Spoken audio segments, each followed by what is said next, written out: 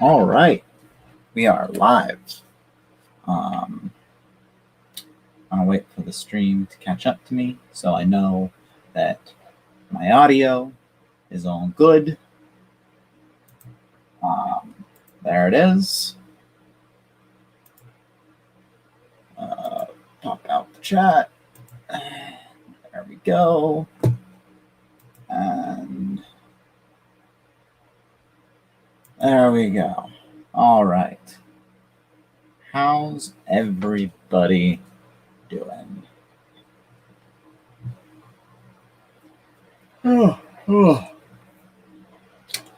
I'm doing good myself. Tired because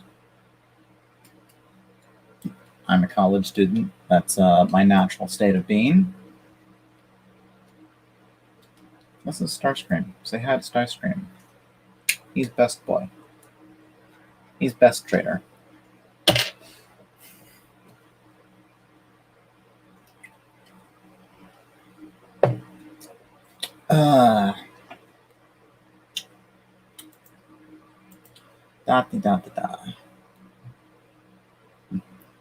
Went back into school physically for the first time in 6 months. I feel sorry for you. I love online schooling. Sort of, kind of, maybe. I'm not sure. No. Maybe I don't. I like it for some classes.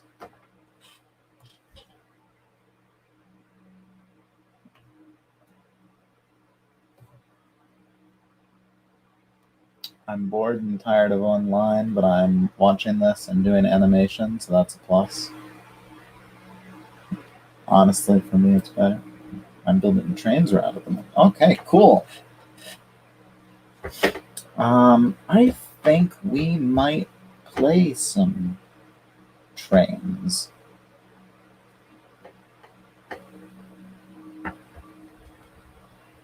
Oh.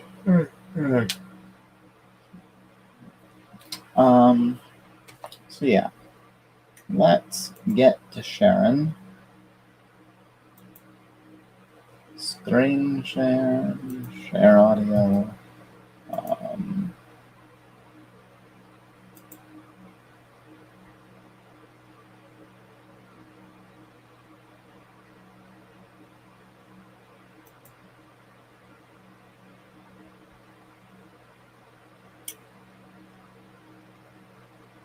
First, let me show you what I've been working on lately.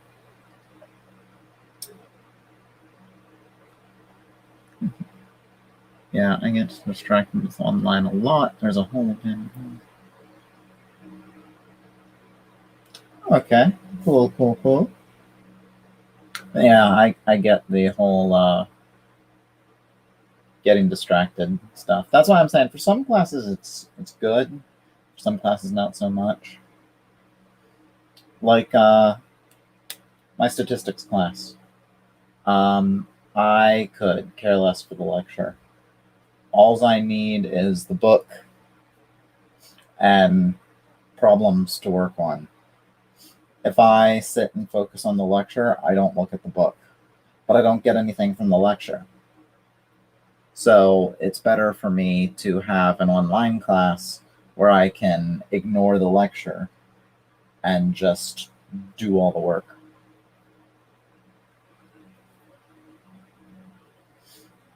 But then for a class like psychology, I've been struggling with psychology. So I think it depends on the class. But yeah, let me show you what I've been working on, which hasn't been something Thomas related, actually. So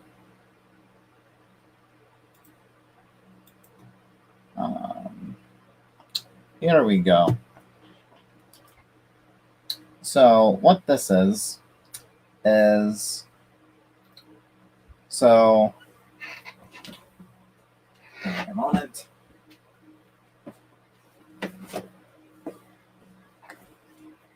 So I have 2 big books like this, character encyclopedias for One for DC, one for Marvel.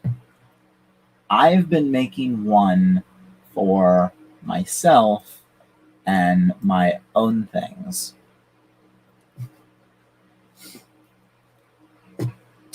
So it's not just Transformers. It's going to involve basically anything. But right now it's mostly Transformers. But yeah, I've just been working on some encyclopedia style, some something styled like this. I'm not sure. I know one. Okay, these are both published by the same company. They're both published by DK. I don't know what DK is, what that stands for, but okay. But yeah, I have this this DC one and this Marvel one, and I'm basically making a Google Slide version of this, but for my ideas for a multiverse sort of thing. I'm calling it an omniverse because it kind of involves everything. But yeah, so we have a lot of obscure stuff too. For instance, Nexus Prime. Will the Pasta Noodle Railway lore be involved in this? No.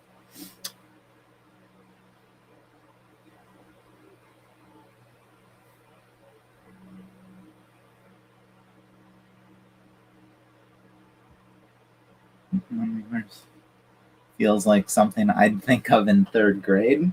Well, I'm kind of hurt. Yeah, I haven't gotten much of these in here, but I've gotten some entries for Nexus Prime, 2 of his components, Dion, the Cybertronian Empire. They are not Decepticons. Not Decepticons. And Decepticons, but the evil. No, Decepticons are typically evil. These are like the heroic Decepticons from Shattered Glass, because I love them. Is Minecraft Steve in this? No. Minecraft is not in this. This is mostly your... How about Mighty Mo from Tugs? No. This is mostly comic booky stuff. And it's not limited to just stuff that's in comic books, because of course Transformers is primarily a toy franchise, but they do have a lot of comics. Really, the idea is like, does it feel right as a comic book? Does it feel like a comic book franchise, like Star Wars? I feel like, despite the fact that it's a movie franchise primarily, it's very comic booky. Yeah, just to name a few of the big ones that are like my faves: Transformers, Marvel, DC, Star Wars, and Doctor Who are all going to be involved. Probably Star Trek. Those are like my favorites.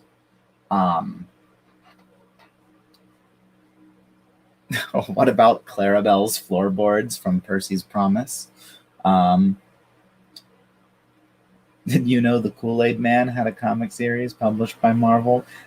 There's not going to be a Kool-Aid Man. This is going to be a streamlined version of Marvel and DC. I have to streamline Marvel and DC because it's going to get convoluted enough having both Marvel and DC and Transformers and Star Wars and Star Trek and Doctor Who.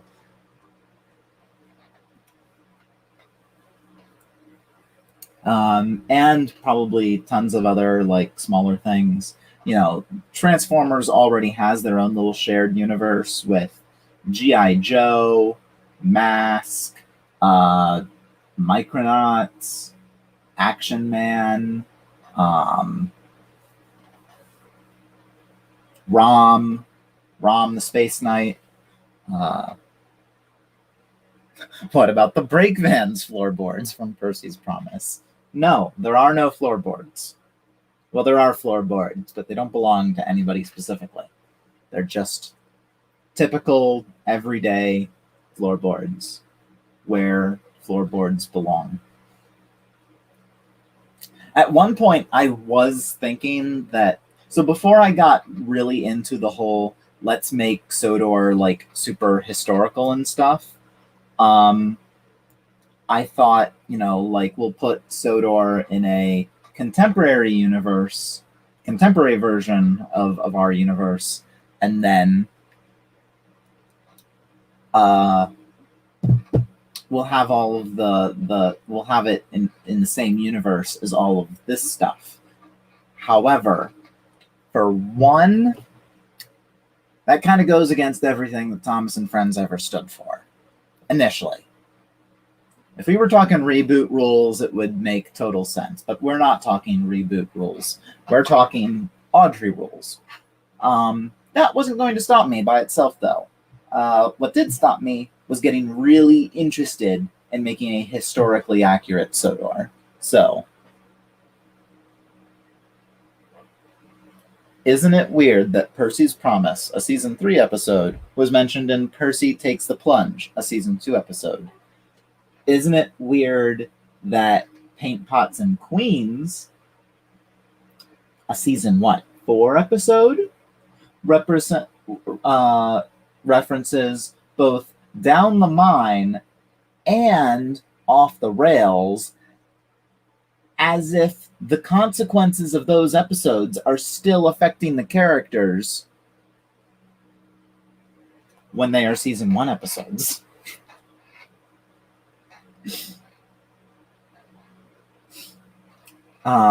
Yeah, I've just... my thoughts towards the TV series, if I had to try and work out the continuity of the TV series, I would say that every episode is in the wrong order. Not every episode. Sometimes there are groups of episodes that are in the correct order, but mainly the whole show is out of order. It's an anthology series. For the most part, it gets things... It's kind of like Star Wars. Star Wars, the Clone Wars did this sometimes, where, for the most part, they stayed continuous. But every now and then, they just be like, well, let's just hop back. Hop back by so much. So the continuity order is different than the release order.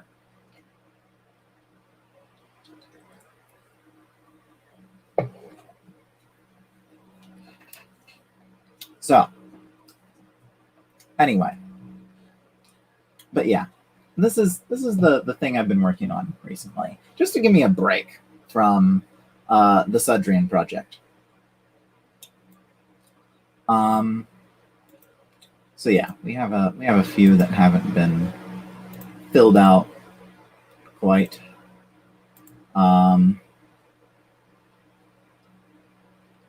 This is the one where everyone's going to be going, who the fuck is Copter? Like, all these other names seem reasonable. Maybe not well known, but reasonable. Then you have Copter. Anyway, let us stop doing that. And then we are going to start doing Twains. Do. Oh, okay. I didn't. Oh, there it is.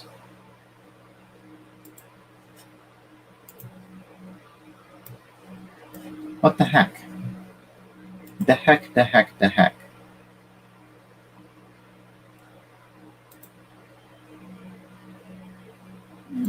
Do. There we go. Do. This is not the route we're working on. I was just working around in here earlier. So,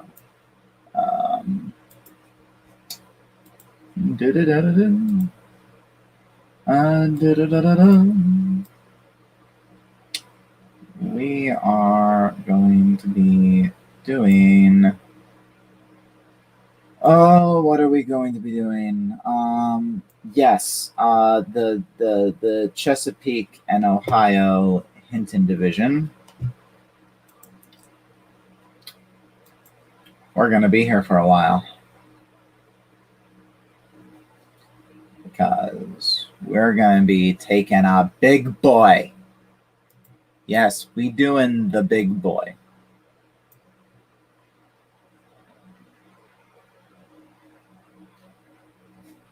Copter must be a Carter.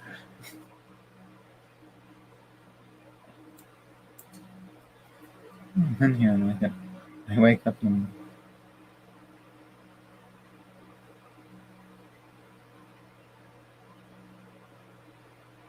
wait, or Chesapeake.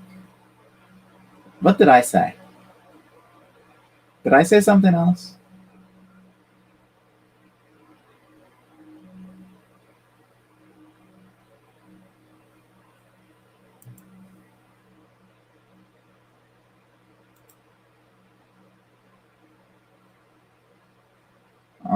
Here, let me get everything set up because I need the chat in a place where I can see it. Okay, I did say Chesapeake.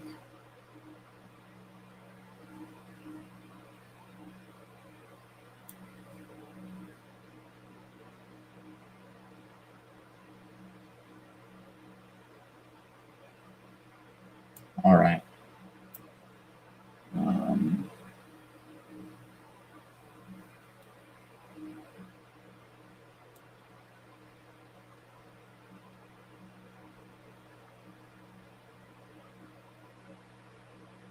Oh, it's not a big boy.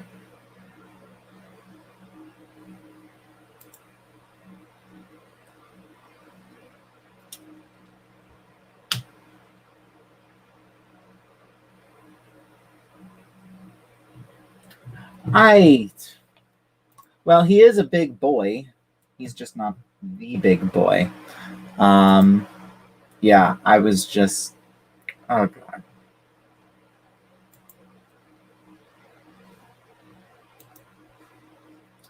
I don't know names. All I meant was like, look, we're doing a big one.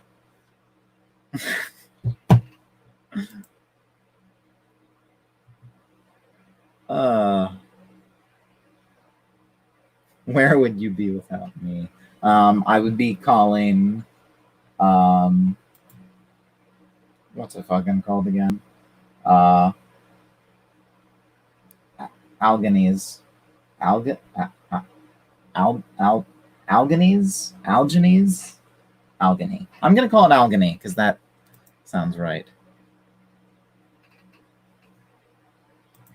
I'd be calling Alganese big boys, or really any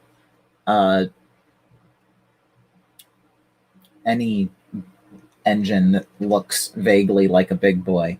A big boy.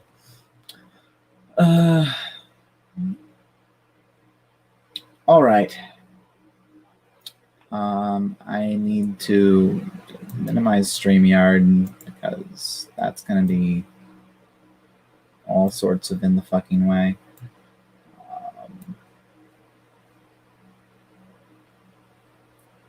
Get the YouTube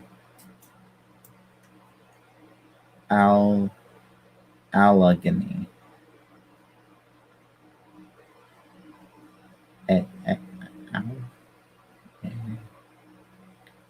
Whatever. I'm just going to call it. I'm just going to call him Big Boy, but with an I. He is a big boy. He is not the big boy, but he is a big boy.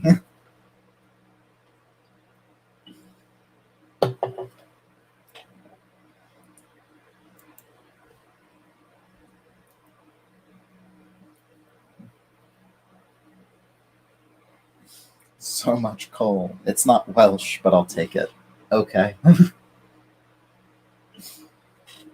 But yeah, we're going to be taking a coal train.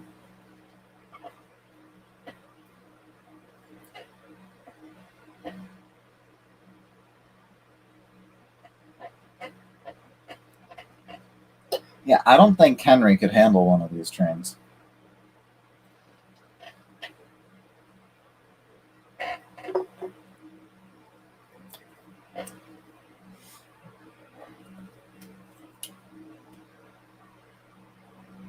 Oh, mighty Megatron.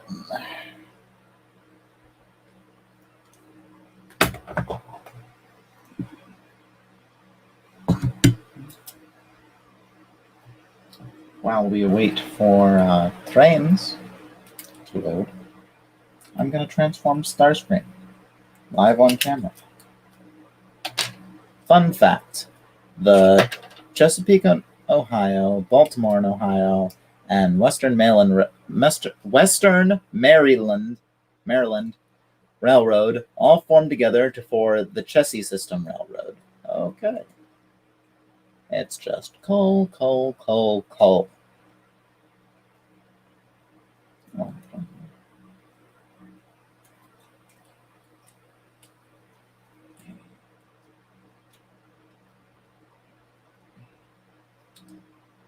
We Decepticons would have won years ago had I been calling the shots. You're an idiot, Starscream.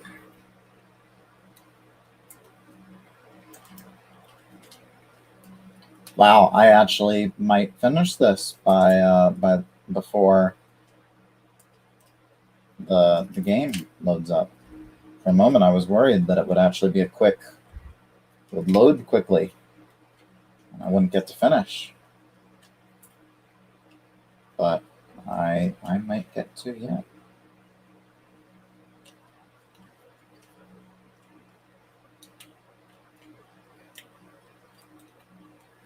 I didn't get to finish.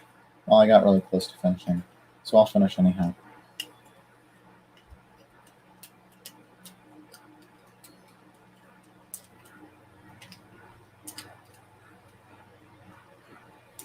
Because I like my Transformers fully transformed, not partially transformed.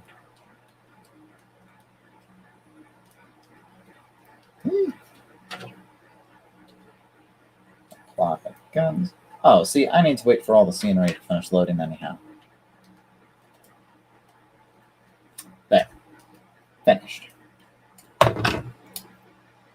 Today you will be driving one of the CO 2666 H8 engines. You will be hauling coal from New River Mining to Hinton. You will need to navigate your way through each town to get to your destination.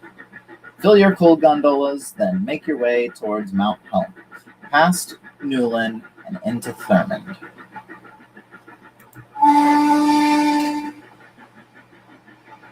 Once you have arrived at Thurmond, you will need to perform a runaround so you can journey into Hinton. The paint scheme was bright yellow and had a cart on the side and front. Are you an HO scale person? Also, have you heard of Train Boy? I'm considering becoming an HO scale person. I'm mostly a wooden railway person. I'm an everything person, really. Just wooden railway is where I got my start.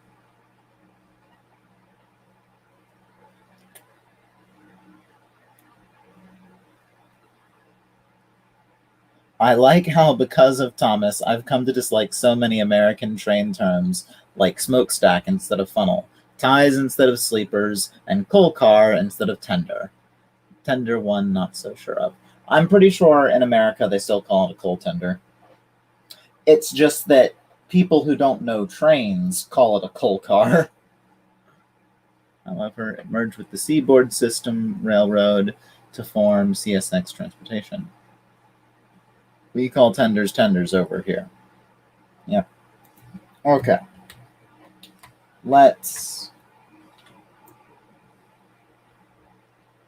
Okay, switches are switched. So we have all of these cars to fill. Just gondolas.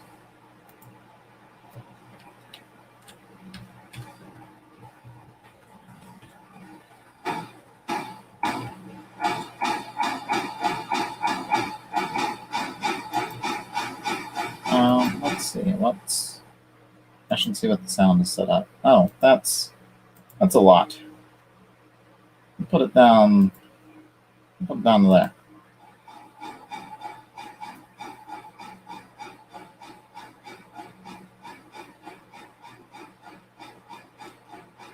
If you make an HO scale layout, might I suggest you build it on an IKEA table? They're quite sturdy.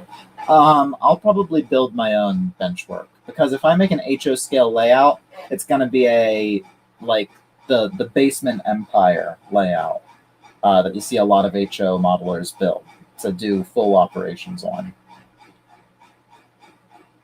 Realistic mode, please. No. If I ever do realistic mode, I'm going to start with diesels, at least.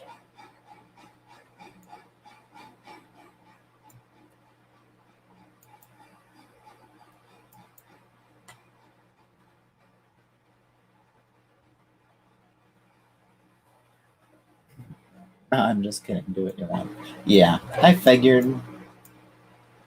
But at the same time, I'm putting it out there that I'm not starting realistic mode with a steam engine.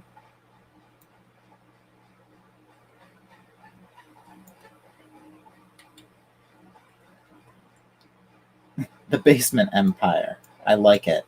Yeah, I feel like I've heard something at least similar, a similar reference before. It was made by a British person. I'm not sure if that's exactly if he said the exact same thing.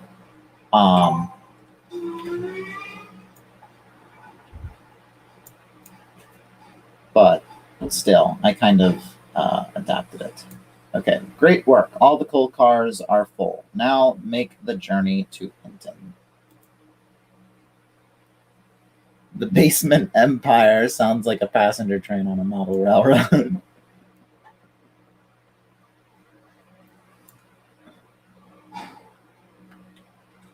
I used to have a wooden railway basement empire. That would be the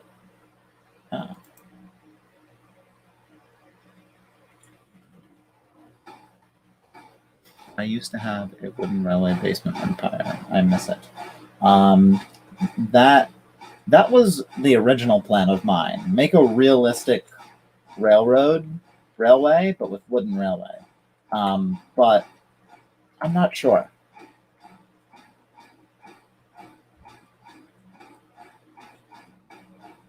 I love wooden railway, but there's so many things that I can't do with it.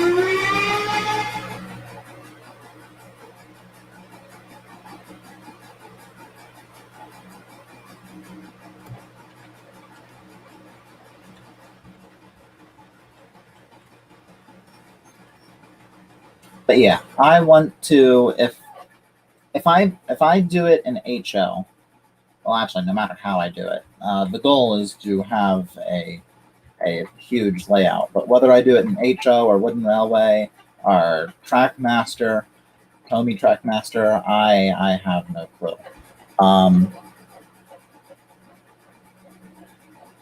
What era are you going for? I've built a World War II switchyard with a small tank factory, which is under construction at the moment. Sodor era. Sodor after the after the 60s era. That's what I'm going for.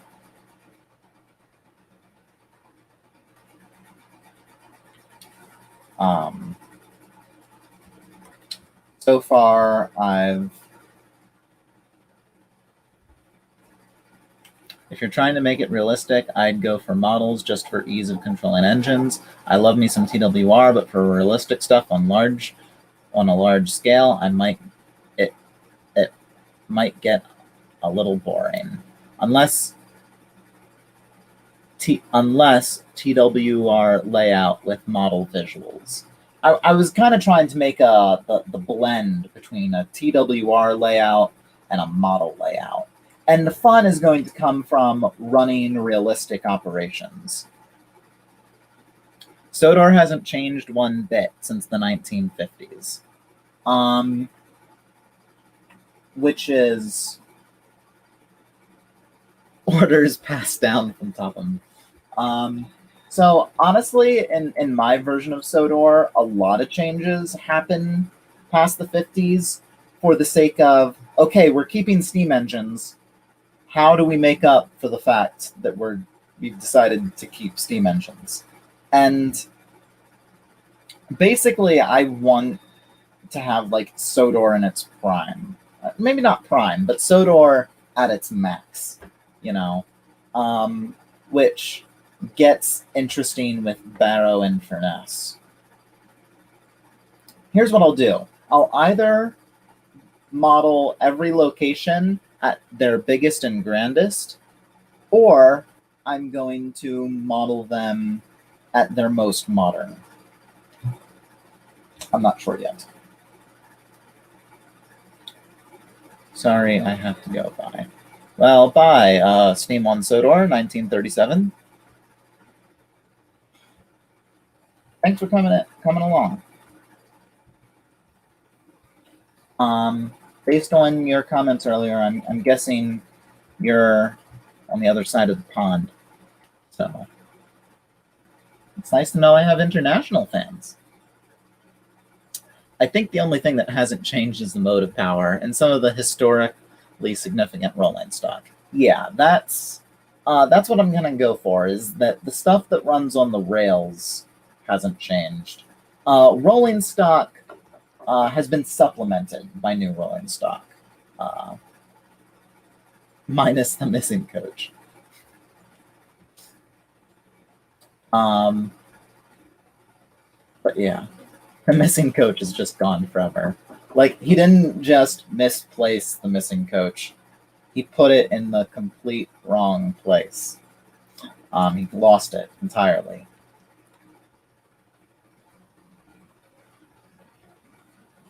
Well, either way, if you go for TWR model, it's going to need a lot of green paper to make it happen.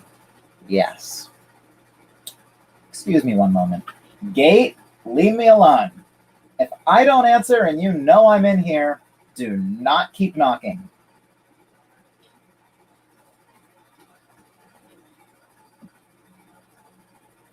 Douglas will never be able to be redeemed for losing that damn coach.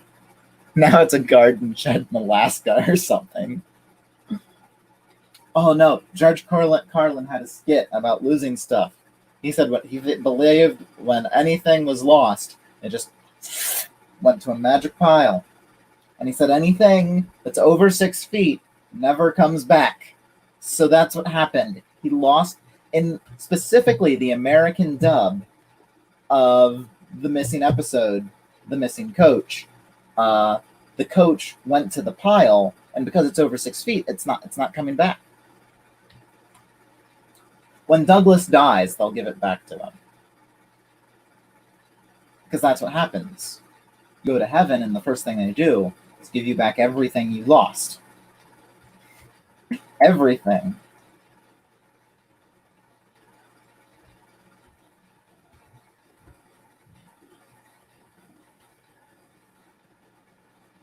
Hello, Purple Toad.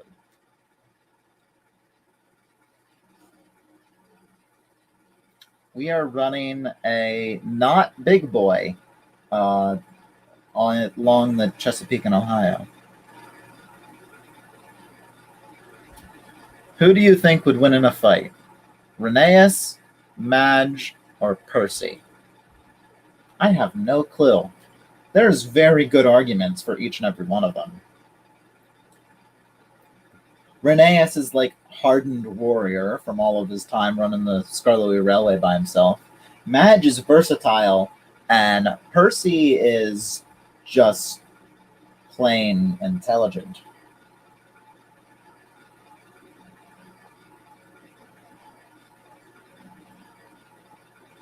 So yeah, it could go either way very easily.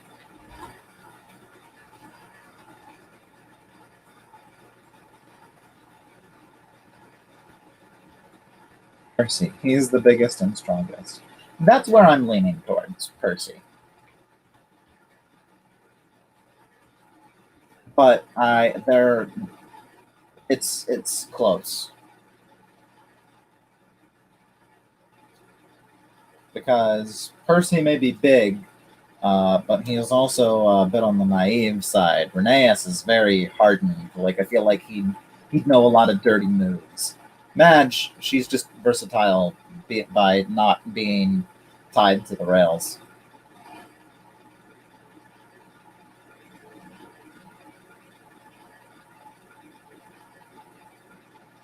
I do believe with you though, Retin. Percy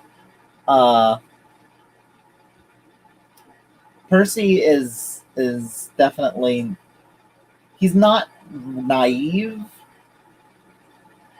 He has a whole naive thing going on where he is kind of naive, yet he's so intelligent. It's weird. Percy is a rolling paradox wrapped in an enigma.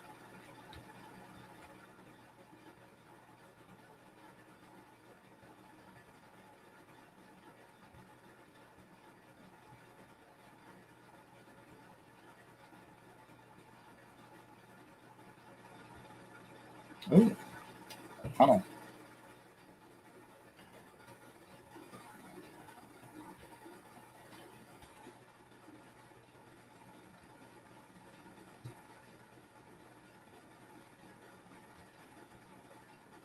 These are the one place that I get in the cab a lot.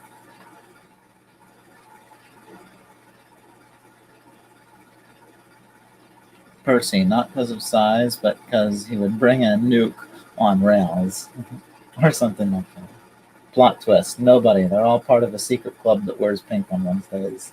In my universe, my self-insert character. Okay. Percy is Sheldon Cooper. I can get with that. I could get with that.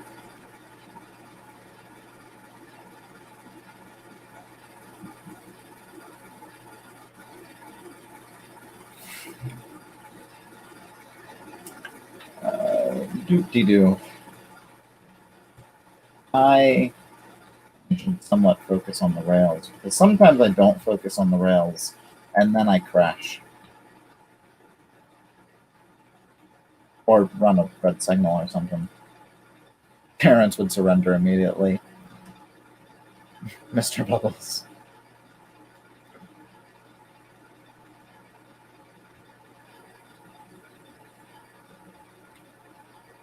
Makes sense. In Big Bang Theory, Sheldon is a train expert and a wooden... I'm not sure that's what makes Percy the Thomas version of Sheldon Cooper. I'm pretty sure Percy, just like Sheldon, is very smart, but very socially awkward in a way that makes him seem naive. Except I think Percy is actually more the reverse of Sheldon Cooper. Because Sheldon Cooper is very book smart, but he's not very street smart. Percy is street smart. Like, he needs taught how to work the yard. Like, Edward needs to teach him how to work Tidmouth Yard. However, there still knows a lot of things. And dang, my phone was not on silent and was sitting right next to the mic. So yeah, I think Percy's actually the reverse of Sheldon Cooper.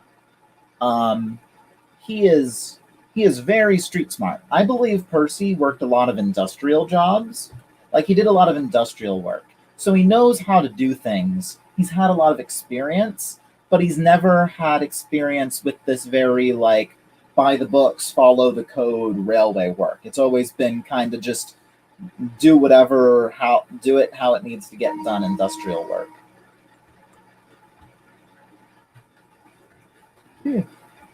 Oh, look. Oh, look at that.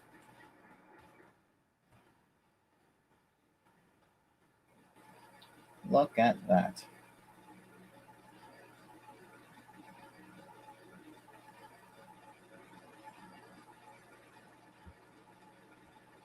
Though what I don't like is so many fictional boxcars on this not fictional railway.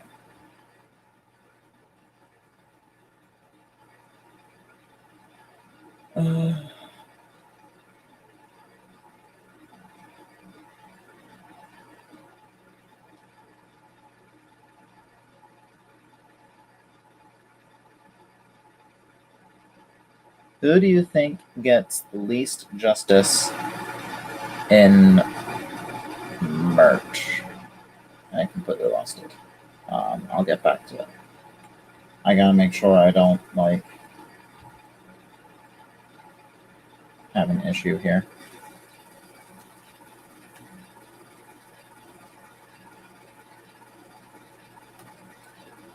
Who do you think gets least justice in merch, James or Percy? I think Percy. James has gotten big pushes recently, so I think Percy. Hey, it's another choo-choo. Yes, it was. Also, he probably gets the most exercise and probably a lot more experience.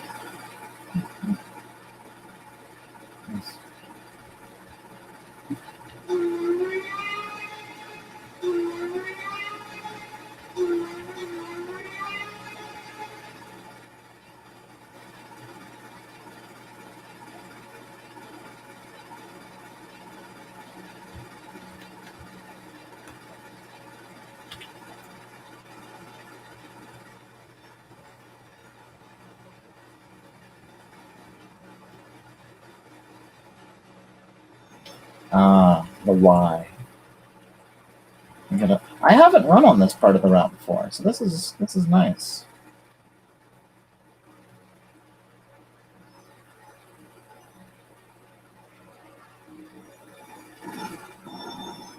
Oh, I guess it's not a... I'm gonna pause this here for a moment.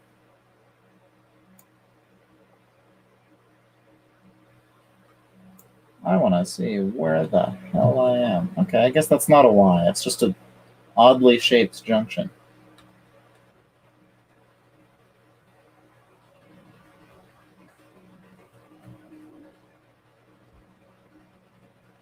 It's a false Y.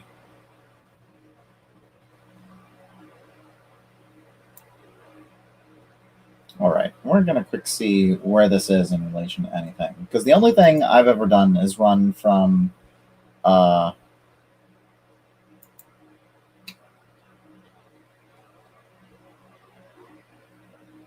looking at Wooden Railway and Erdl in all forms, except 90s Wooden Railway, I'd say James is better.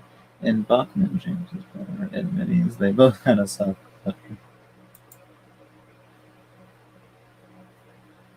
Okay, so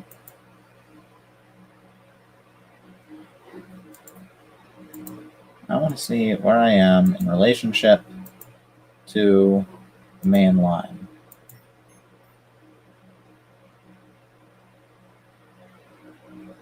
What other choo-choo is being restored to operating condition?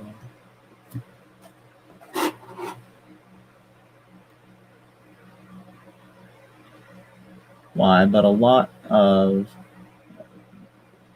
too big. Okay.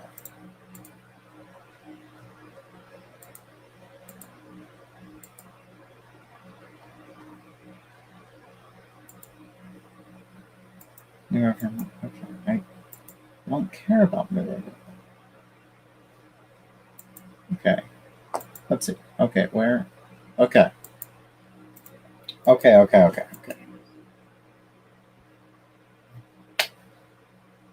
This is where I came from. This area. Now, where's Hinton and where's Thurmond?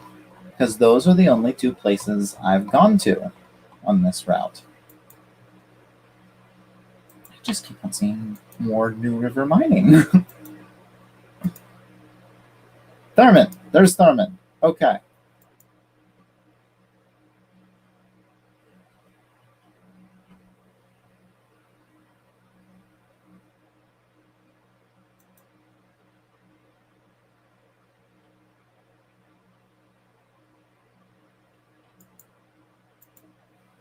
Okay.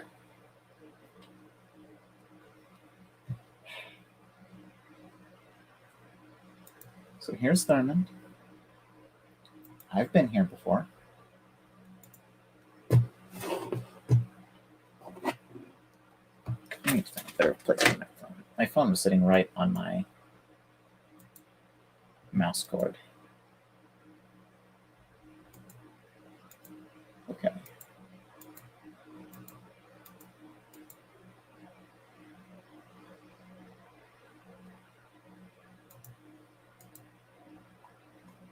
Okay.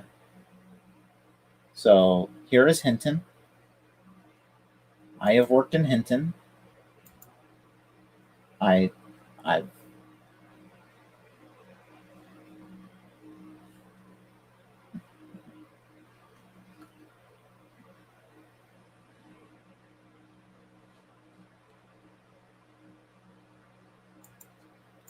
and so I've ran this stretch from Hinton.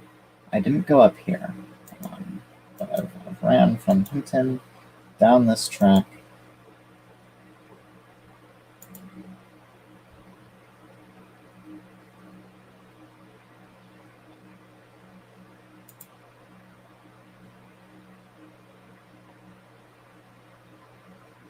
Okay, down this way, along this route to Thurmond. Now, this is where Thurmond is, and this is where we are. Okay, so, all right, I see. We are running on this line.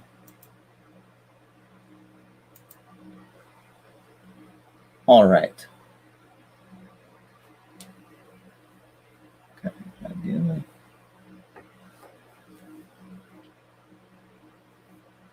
Honestly, right now, like, I'm not concerned about any of the. If I do go HO, I'm not concerned about most of the Bachmann models because I'm going to do all realistic Railway Series based stuff.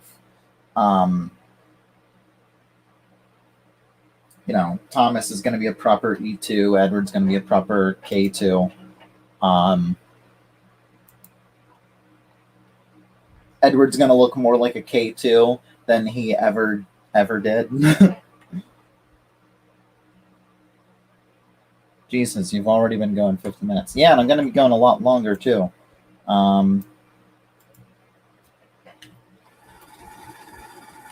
Because according to the game, this route takes 3 hours to complete.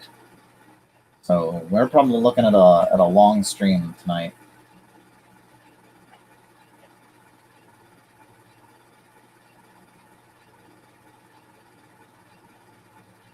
All right, and now, so yeah, we have to run to Thurmond. We have to run around our train, and then we have to go all the way to Hinton, which is where the main roundhouse is.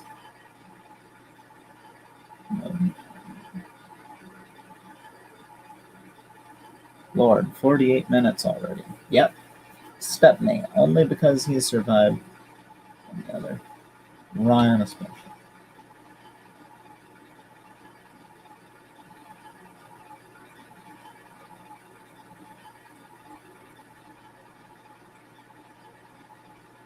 So another battle suggestion. Ryan, Stepney, Stanley, Arthur. Who would win? I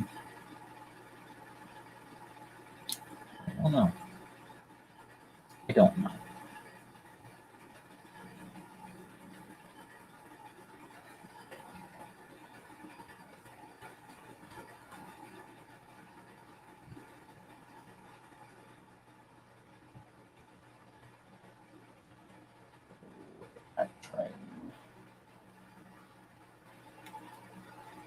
I feel like the Hornby Percy is very close to Railway Series accurate. Possibly. Honestly, I'm just gonna do a whole bunch of scratch builds slash repaints of proper models. 3D printed kits. I have a 3D printer, so I can just make stuff.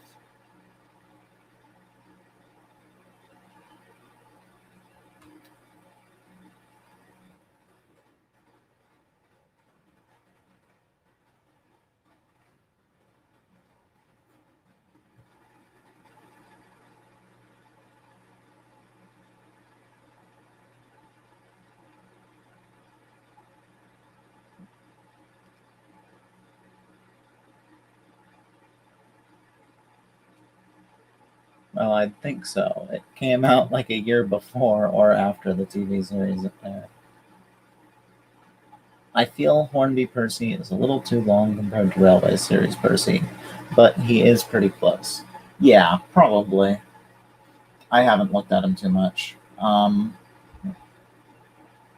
want to go for that, early, or not early 1800s, that late 1800s, 040 industrial tank, industrial saddle tank vibe.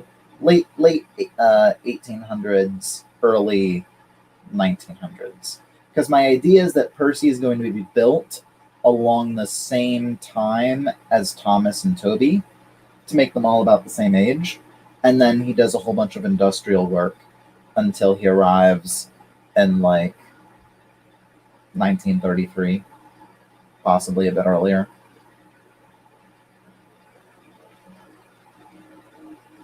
No, I think I moved it up to 1927 because I want Percy's arrival to be very close to Thomas leaving the yard to make things make sense.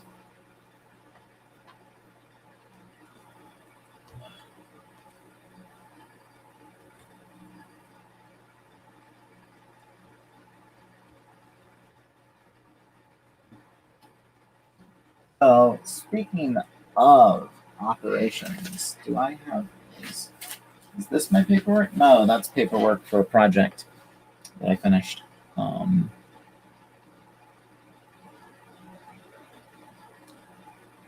Wait, Dustin, you said your model railway Edward will be a proper K2, Thomas a proper E2. So what would Percy be? Percy would basically be, again, he'd feel like an industrial 040. He wouldn't be based on any one. He'd be a kit bash of a whole bunch of things. Even something Audrey did with the Mid Sodor Railway was he didn't make there were a few engines that weren't based on proper real life engines. They were based on real elements of real life engines. And that's what Percy's going to be. He's going to feel like he could exist in the real world.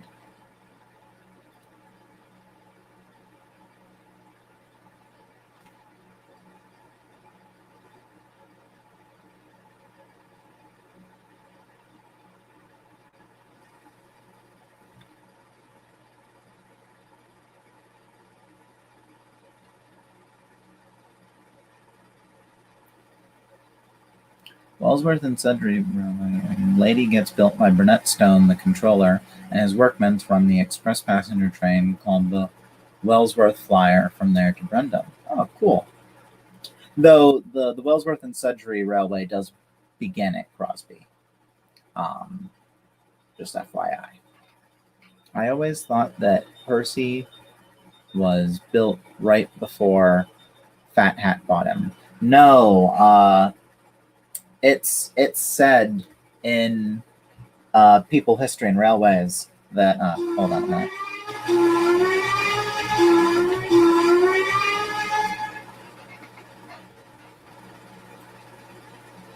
But yeah, it's said in People, History, and Railways that Percy was bought like third hand. Like, he had a lot of owners.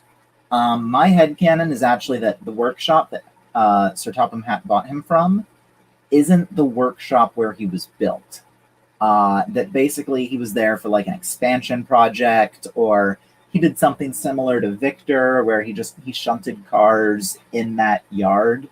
Um, and then they no longer needed him and sold him.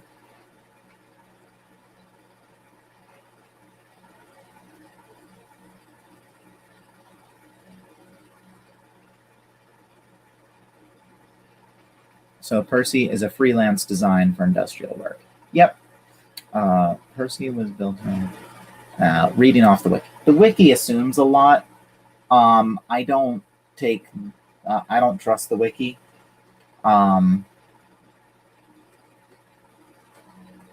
Just because there's a lot of stuff the wiki says that it's not actually stated anywhere.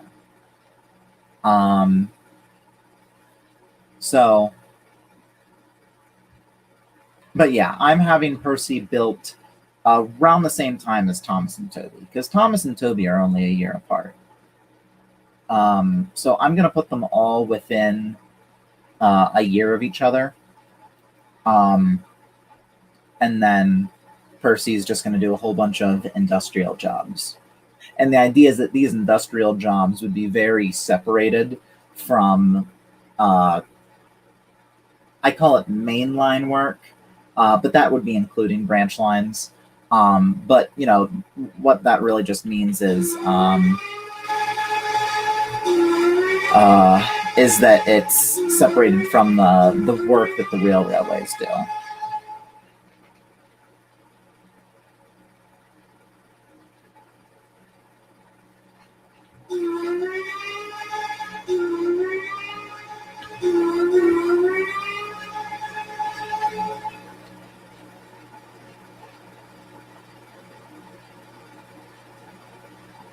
In Pasta Noodle Railway lore, Percy was actually built to replace Tiny Tim, the big boy that fell off the viaduct. Then he fell into a time travel portal and turned up in the workshop.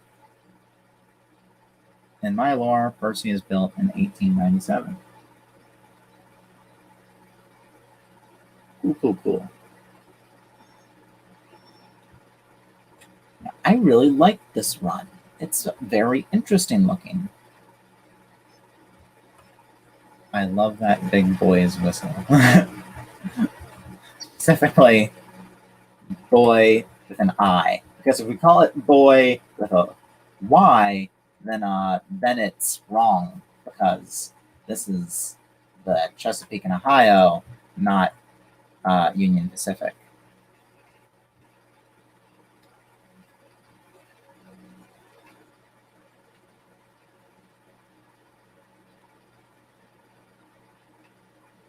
Reading, we've been over this. He's not a big boy, he's a big boy.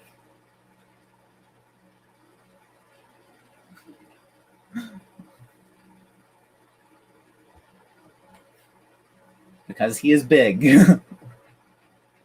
What's y'all's favorite OCs in the fandom? Oh, that.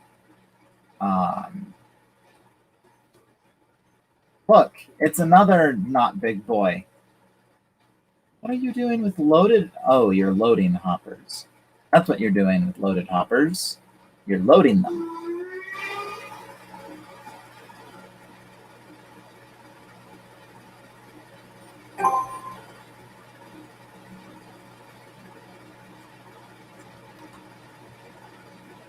So, was I put on this passing siding just so I wouldn't be running around? Oh, I guess it's so I'm not running under the coal tipple.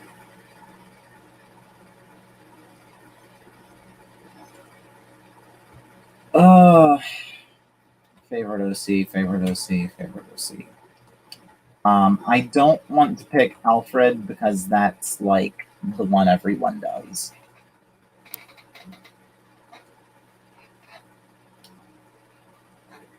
We'll go with Eagle. Or Winston. Yeah, we'll go with the Winston version because the Winston version uh, in my stuff actually remains James's brother. Eagle can be not James's brother sometimes.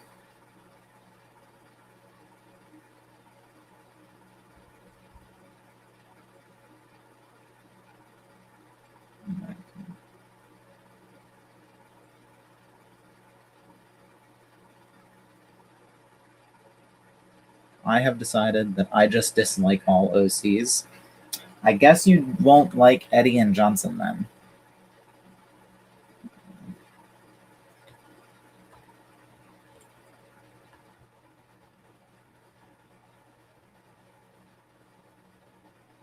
Oh, fuck. See, this is why I need to pay more attention. I've been speeding for, I don't even know how long.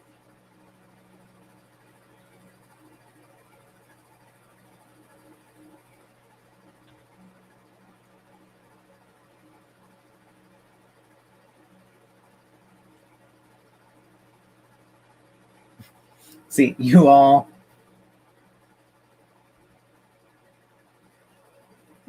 Wait, crap. No, Eddie and Johnson are awesome. What?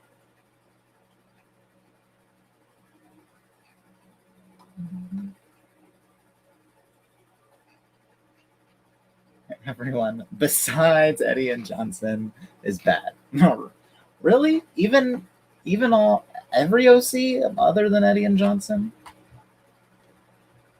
I think it depends on what you do with them.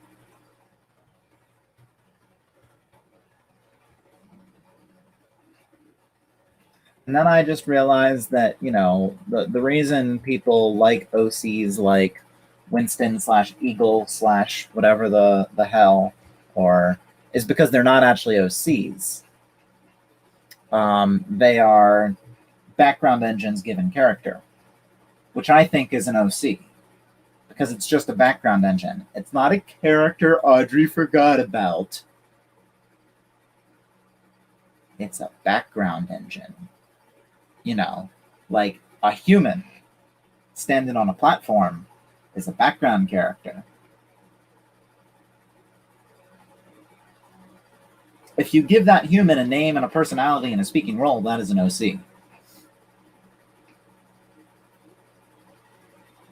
I like Eddie and Johnson more than you, Dustin. Oh, wow, okay. Oh, your true feelings have come out, and now no one will ever be able to forgive you.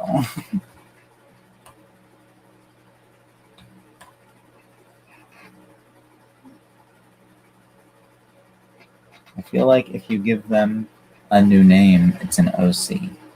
Well, not a new name, but give them a name in the first place. You know, 98462 and 87546. Those are just numbers. Like,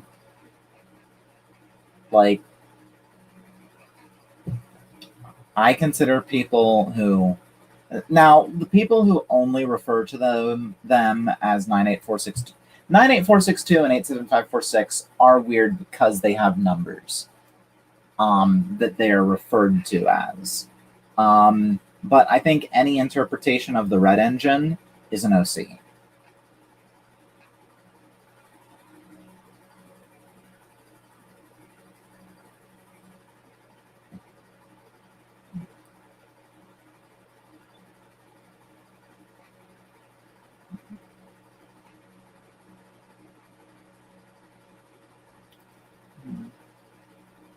So would Paper Mario Goombas and stuff be OCs to you, Destin, since Goombas are just random enemies?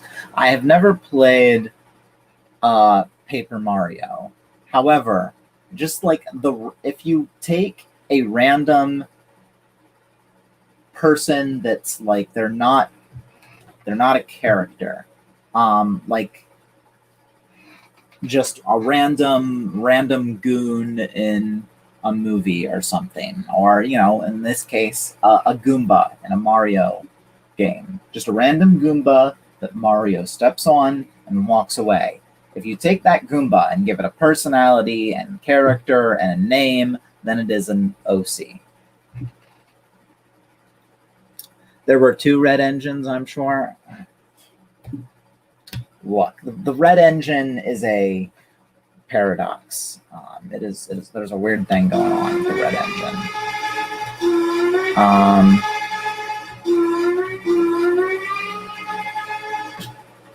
So there could be two, there could be one.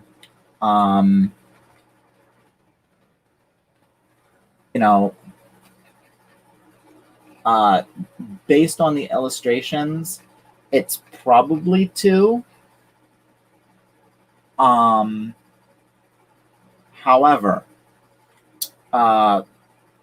you could also, if you squint, they could be the same engine.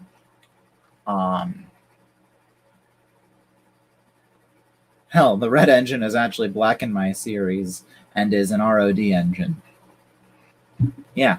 There are probably going to be a few X ROD engines on Sodor in my series, just because that would be the ROD, surplus after the war. That would be the perfect place to get new engines in a locomotive crisis. So the red engine is actually just Wharf Scale James. And this is the Railway series, so there are no models. So Wharf Scale James is just James. So there's just two James. Two Jameses. Two James. Plural versions of words that end in S are weird. All engines are just Wharf Scale James. Another freaking coal tipple, I guess. That coal tipple doesn't even make sense. You couldn't get many coal cars back there. What the fuck? What the hell are they thinking?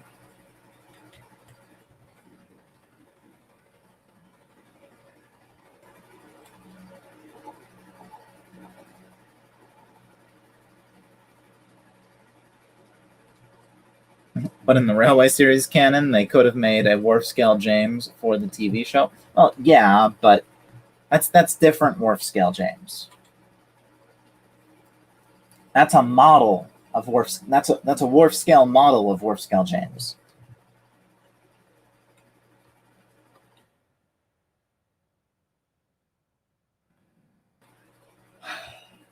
This is a very slow journey.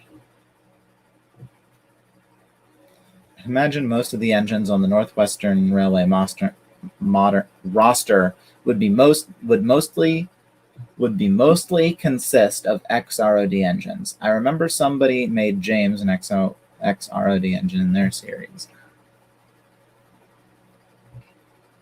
Yeah, I imagine they get a few XROD engines to supplement their goods force in the early days. In my series, the red engine is an LMS Royal Princess class engine that gets bought in 1935 once the Fat Controller takes over. Wharf Scale James discrimination. Could a model train be alive by...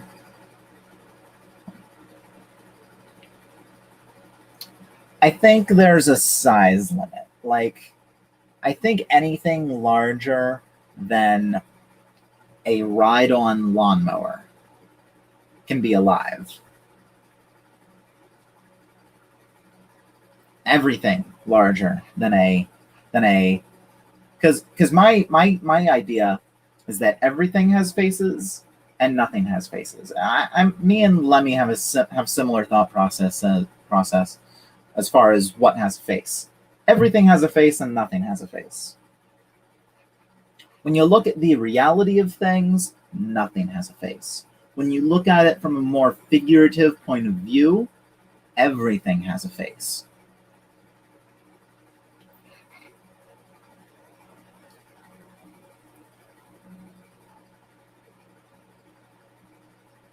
Like 80% of the characters in my series are gonna dead by like season 3. I'm assuming you mean are gonna be dead. Like I said before, the other red engine Eagle arrives in 1920. Yeah. In my series, Eagle is going to take a while to show up because he's an IVIT. He's an IVIT MT2. The tender engine IVIT MT2, not the tank engine IVIT MT2. So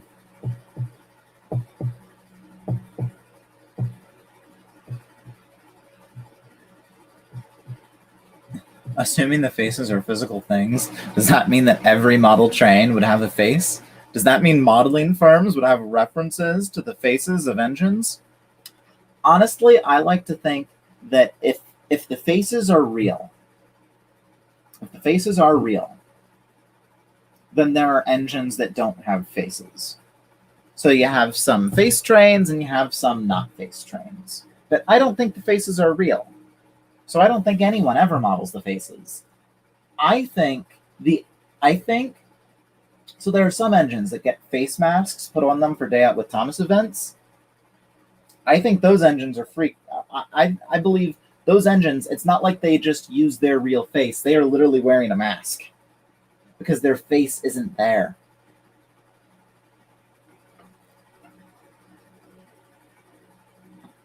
So what about those mini train rides in carnivals? I'd say they would be alive, probably. I think it depends on the train, maybe. It depends on where the power comes from. Like the small ones that they have in carnivals, I don't think so. But like the bigger ones that they have at well, I live pretty close to Hershey Park, and they have a miniature gauge locomotive that runs around a loop. I think the locomotives that run on that line would be alive by Railway Series logic. Wait. No. You're not supposed to do this.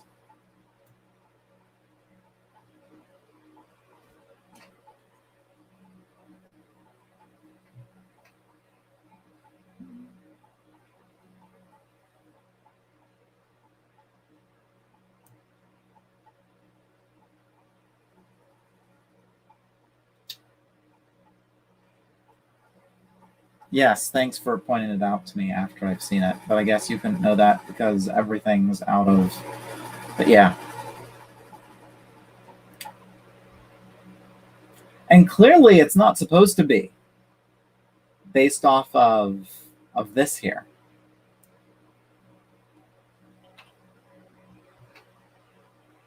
Can we get a round of applause for trains compatibility? Why? I guess I could go in and I could delete the dirt road, and then it would be fine because then it would just be a sunken bridge. I could deal with that. I could deal with a sunken bridge. I could deal with a bridge that fell and is now shaped like this. This looks fine. It's this road here floating in midair that's bothersome.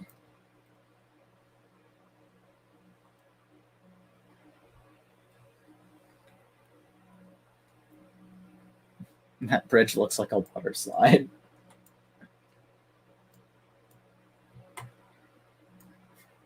Whee! Fuck! Whoa. Why did they even put a dirt road over the bridge? Based on the transparency of it, I think it's supposed to be... This bridge doesn't look like it's supposed to be a proper paved bridge. I imagine that it's... I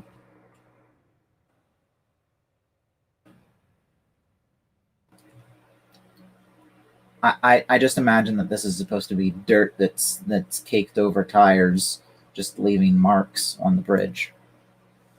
Imagine BEDT 15 is not at all suited to be around children because of how he acts So Strasbourg turns him into Thomas and puts a giant plastic face over him to silence him. Honestly, I think the bridge... I don't think the bridge was on purpose, though, because that's not what a bridge would look like. I don't think that's what it would look like if that was the idea. It looks too... It looks too intact to have actually just be a sunken bridge. Now, if this piece of road wasn't here, I could then believe that it's just supposed to be a sunken bridge. But I don't know.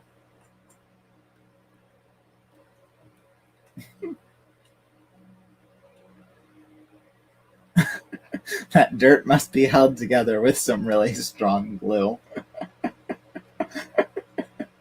Yes. See, a truck was coming from the glue factory, and they got dirt on their tires because of the because they were at the glue factory, and there was an explosion and a leakage, and they drove through glue. They picked up a lot of dirt.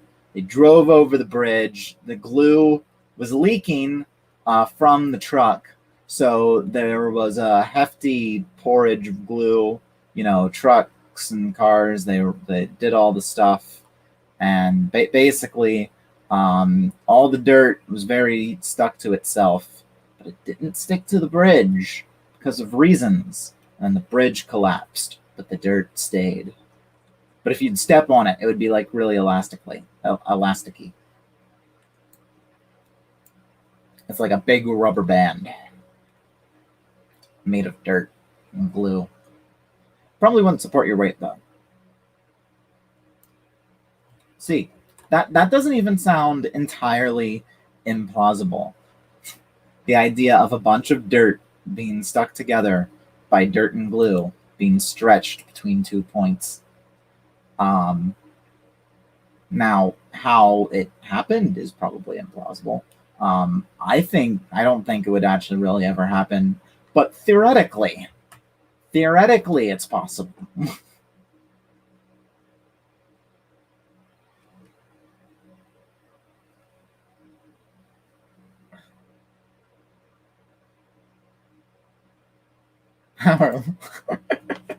To show the power of flex tape, I sank this bridge. Toby's tightrope.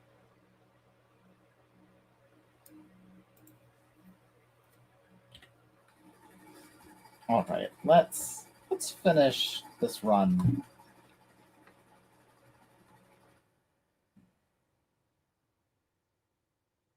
But yeah.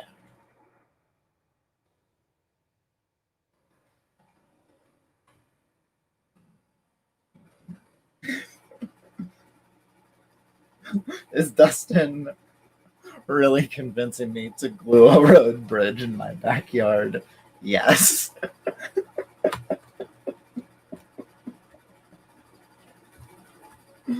Oh. It probably wouldn't look like that, though.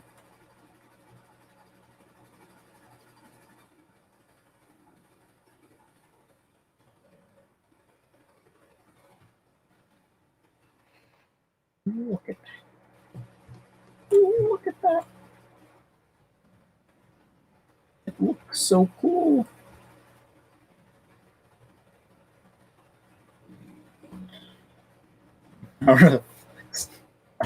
I destroyed public property.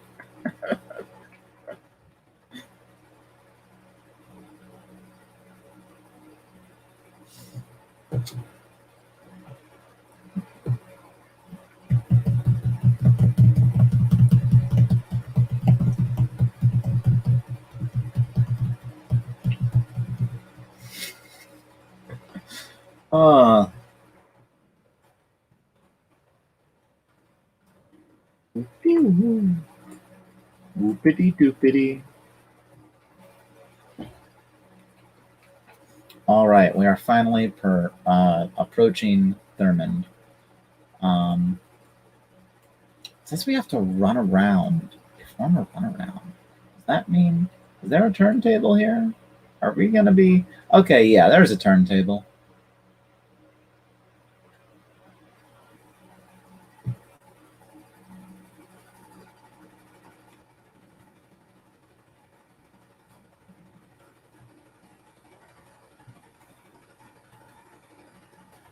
This looks like something Thomas would get arrested for.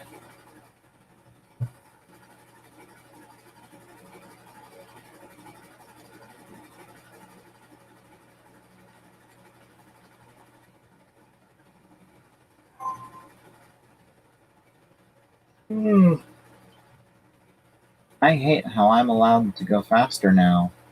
I can't, because, well, I wouldn't be able to stop in time.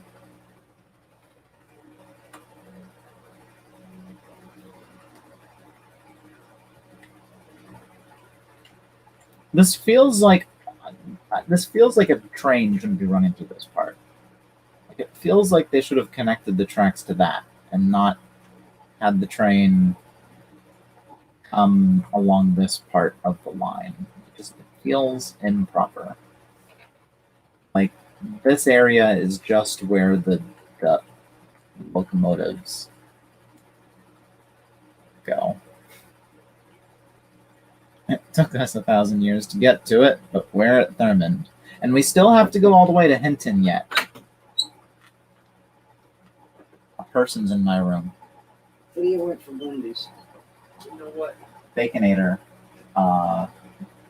Large. Diet root beer, please. Thank you. Oh no, yes. What soda? Diet root beer. Yes, they have that. I don't want any food or anything, but like I know that we don't have any soda in the house right now, so we're gonna go for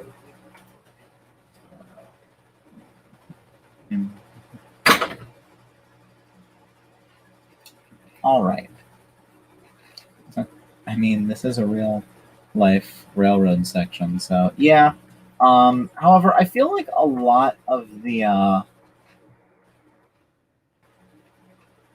I thought a lot of the real life based routes still did a lot of compressed stuff. Like, I have a route of the East Coast Main Line from King's Cross to Edinburgh. One of the sessions is the Flying Scotsman. I haven't played the whole way through, but it takes 5 hours to get from Edinburgh to King's Cross, or from King's Cross to Edinburgh. I don't remember which direction it's in, but still.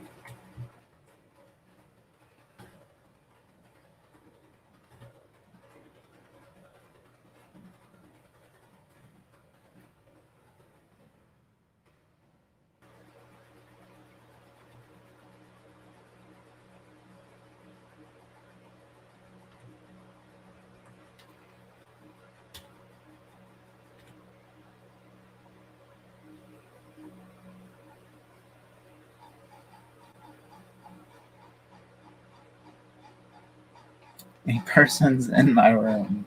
Wow, we defy logic with a flying dirt road and now new human contact in a Dustin stream. What a groundbreaking day, isn't it? See, it's the pre-ultimate episode. I had to break out I had to pull out all the stops. Well, not all the stops, but a lot.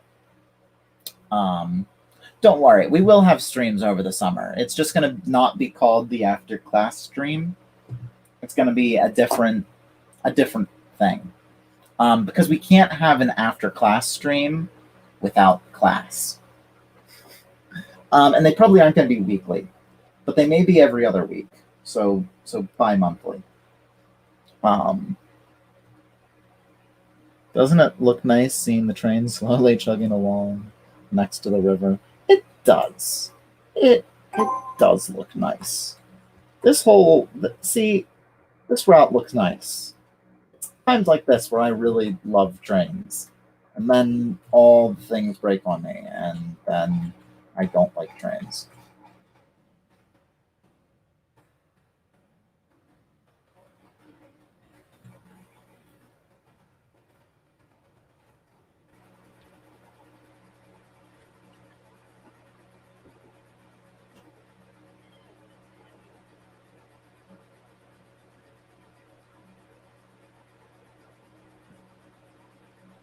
So then take summer school. After class. I'm just kidding. Don't torture yourself. Yeah, I'm not doing summer school. I may get a job, though. Maybe I should do that. Maybe I should get a job. Get some of that green paper.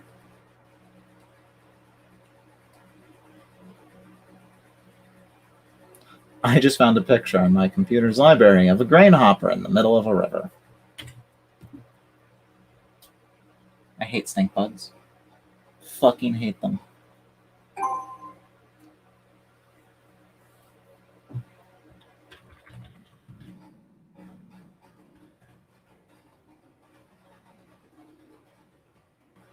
The after hours stream. I'm not sure about that, but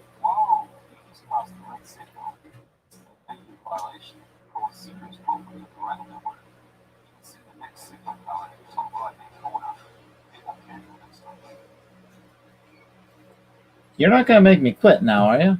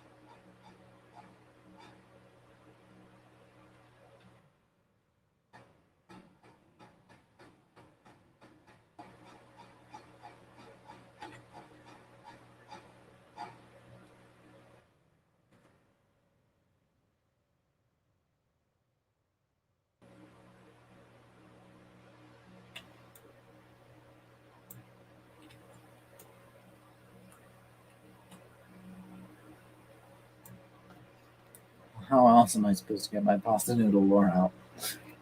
I've just finished my tier list of the Railway series books. Cool.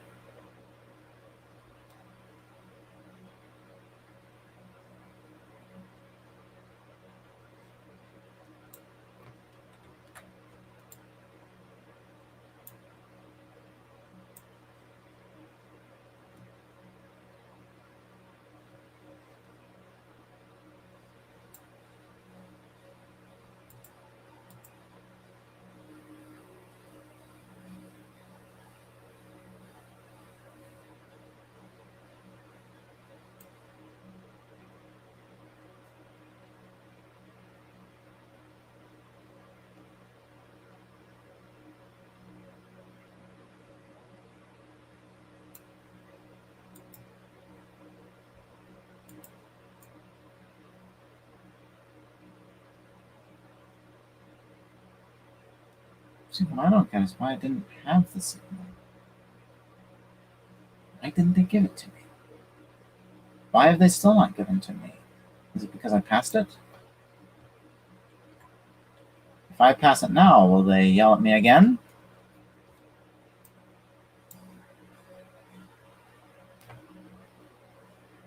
Fuck it. We're gonna break the law.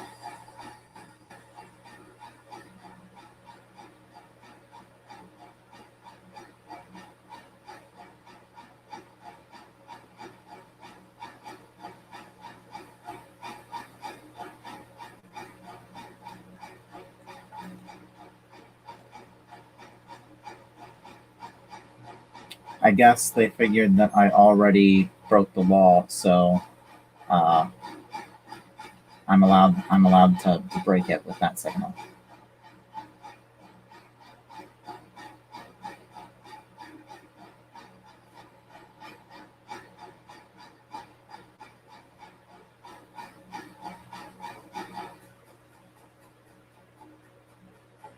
But at the next signal, I'm gonna actually stop.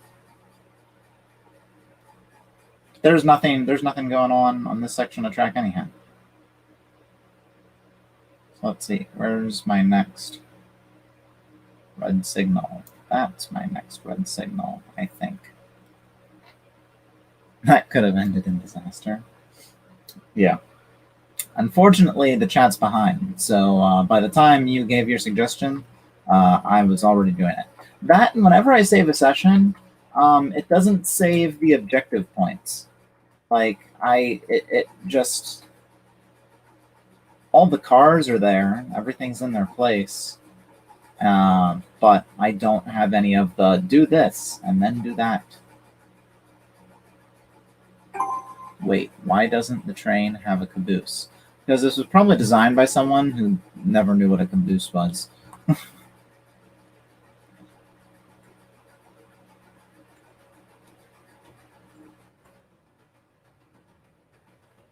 Random wooden railway collection for Dustin. Do you have a 1993 or 1994 item? If not, I'm kind of surprised. One of my troublesome trucks is a 1994. But that's the only 1994 item that I own. Honestly, I'm not all for the whole, like, let's get all the old item crap. I'm like, I want something that represents the guy.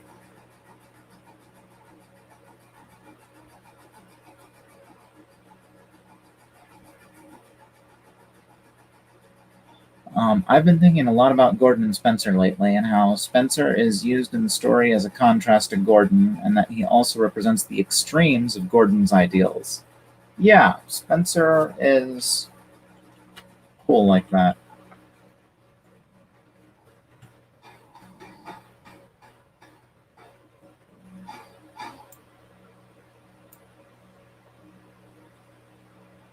All right, so I was correct.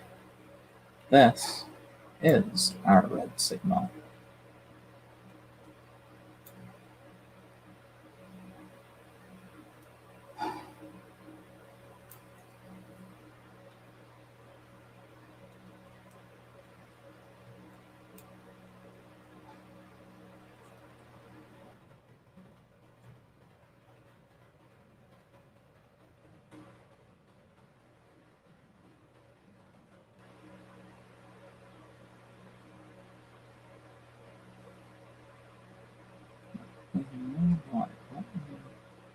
Okay. So yeah, there's nothing I'm fouling up by sitting on this end of this block. Can't be.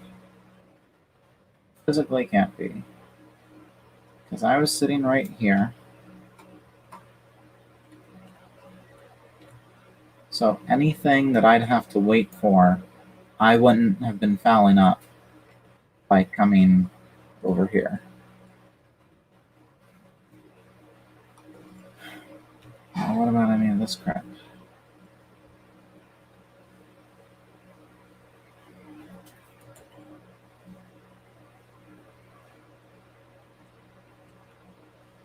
This is a very empty yard.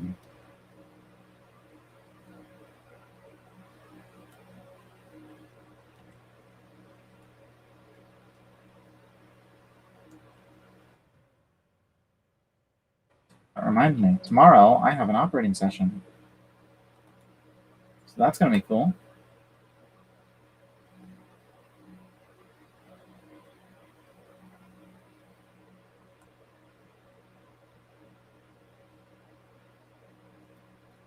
Sometimes train sessions just don't work. Yeah, I hear ya. Which is why I think...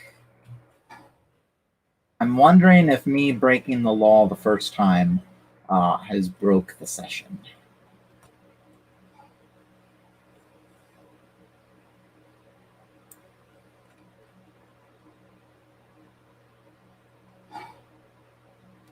Especially when it comes to signals, mostly because there's no one actually controlling them. This has also made me think about his inability to accept death. Brothers and sisters, or...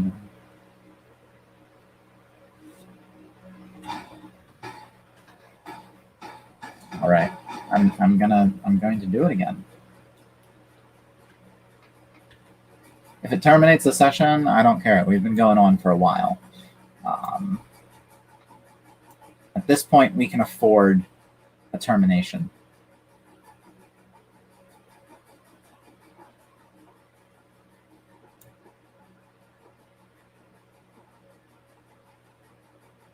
What the fuck? I passed it and it turned green. That's not how that should work. Yeah, I think something's busted. It might fix itself once I get going again.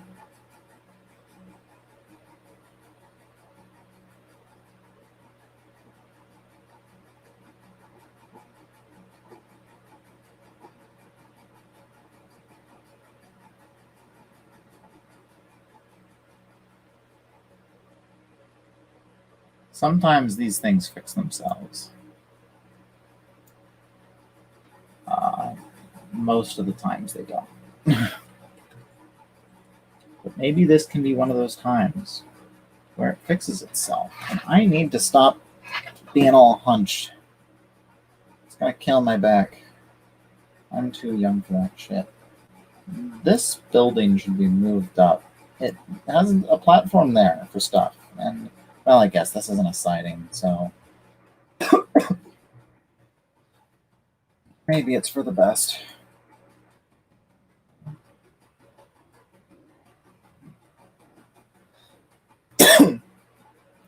Oh. You broke the game, Rudy. Yes, I broke the game. I, Dustin Rudy of Rudy Productions, broke the game.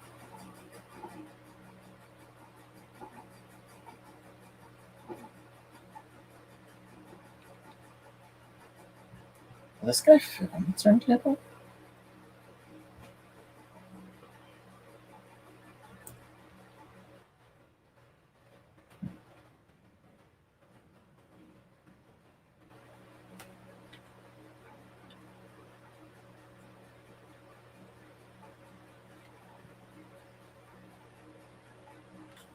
This guy doesn't look like he's going to fit.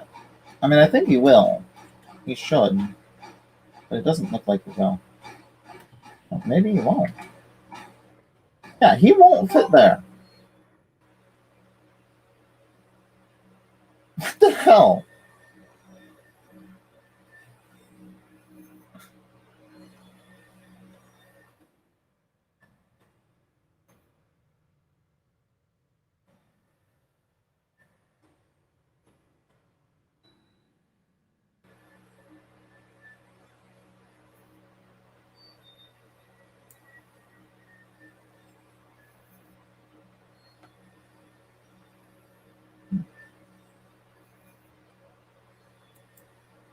What the fuck?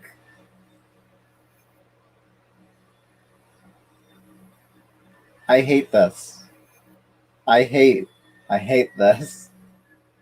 I no longer feel bad about breaking the session.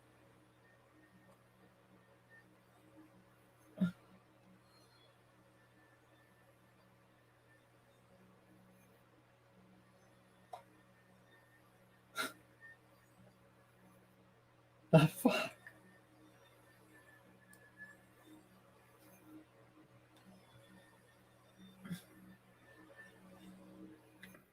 Forget the flying driftwood.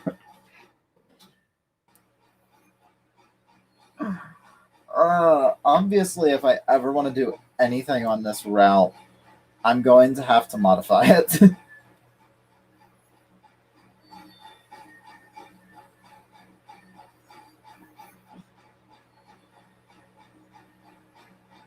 I wonder. Now, I'm wondering if that was like the guy who built the route.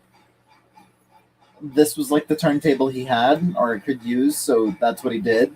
Or if it was the fucknut who made the session decided to be like, oh yeah, I'll put an algany, a halgany, whatever. Algany. Whatever the fuck. We'll put one of these on here. We'll do a thing with one of these. Like, maybe the Hinton division didn't use them.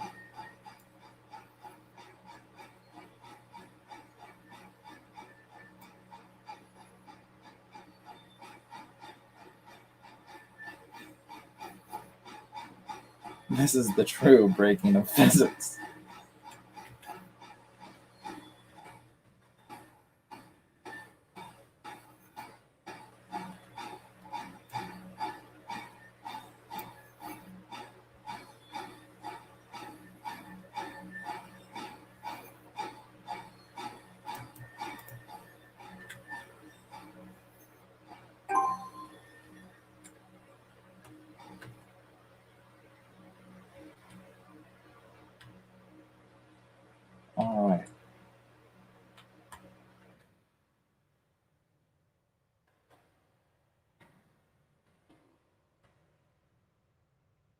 Now you want me to go all the way up there? Okay.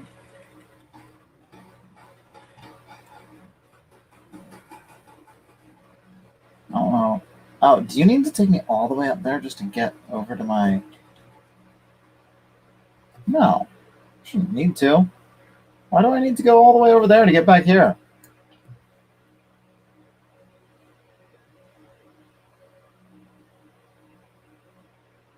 This isn't true.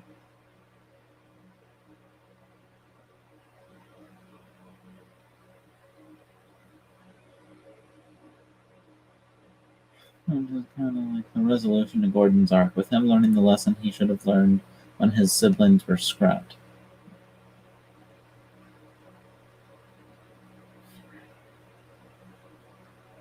Then what have you done?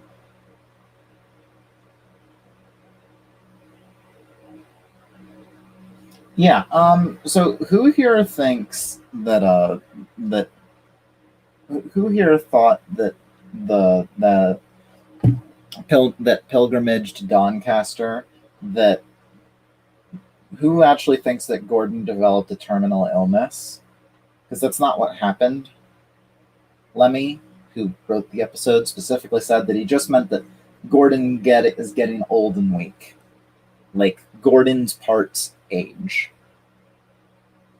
You know, that was the idea of that story. Which is, it's just something that no one really brought it up. It was just kind of what people were talking about, pilgrimage of Doncaster. It reminded me that some people thought, like, oh, Turtles is killing off Gordon. No, it's just that it's Gordon is faced with his mortality, that he will get older and weaker, and then eventually he won't be able to handle heavy trains at high speeds. So yeah. Gordon no die. Gordon's just slowly aging. Yep.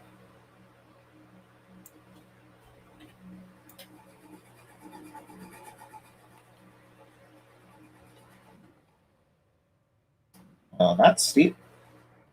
But I can't say that would never happen. Just probably not on a main road.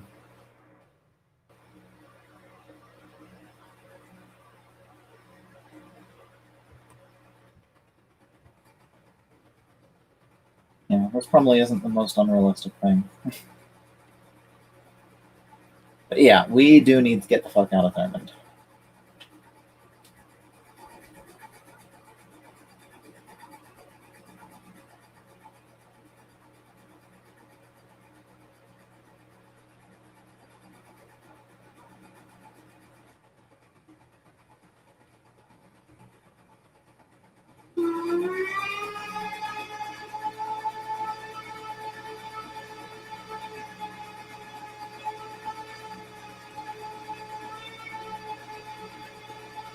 I wonder how long I can make this keep going for.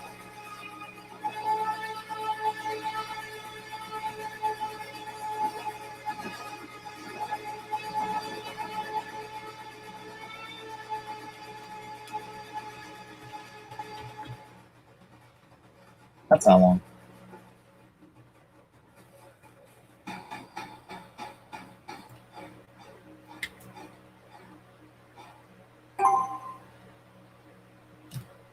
It goes on forever. Literally. Well, it didn't, because it stopped. Though I also started working buttons. So, you know, maybe it would go on forever. Maybe if I didn't do anything else, it would have gone on forever. But I don't think it went on. It was going to go on forever.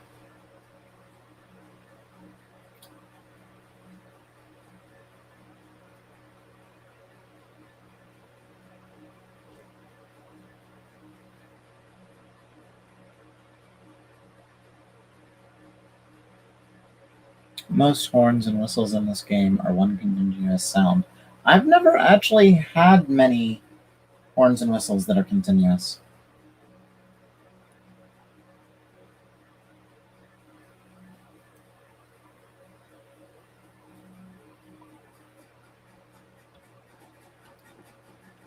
But all the same, Dustin, I would like to do a one-off story if Gordon was scrapped. I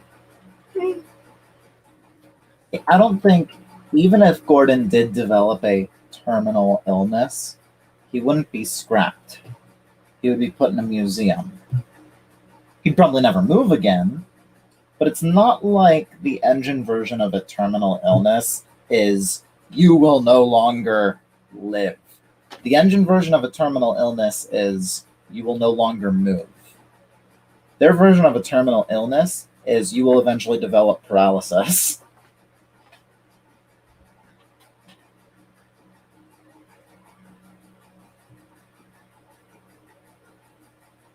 The longest I've gone was 30 minutes, and then I gave up.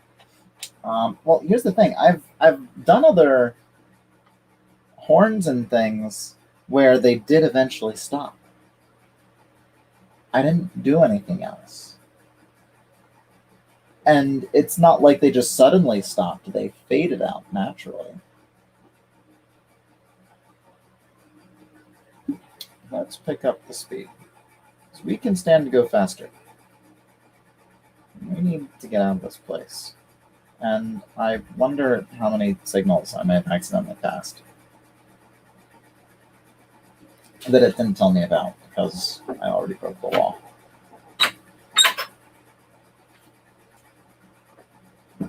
Why, thank you.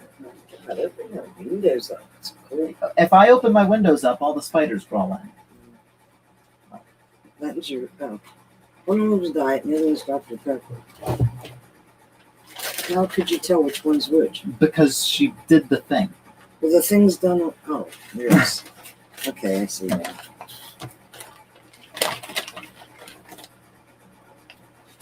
Okay, that makes sense. And I can see it working.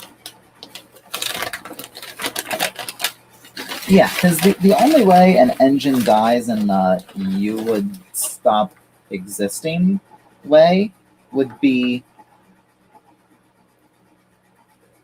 if they were scrapped. But Sir Topham Hatt wouldn't do that. If they were scrapped or if they had an accident. An accident so bad that they couldn't be rebuilt.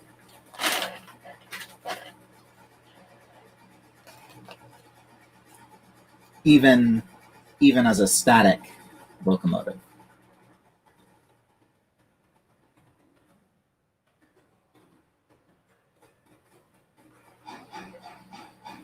But I think the reaction to Gordon becoming a static locomotive would essentially be the same for the most part.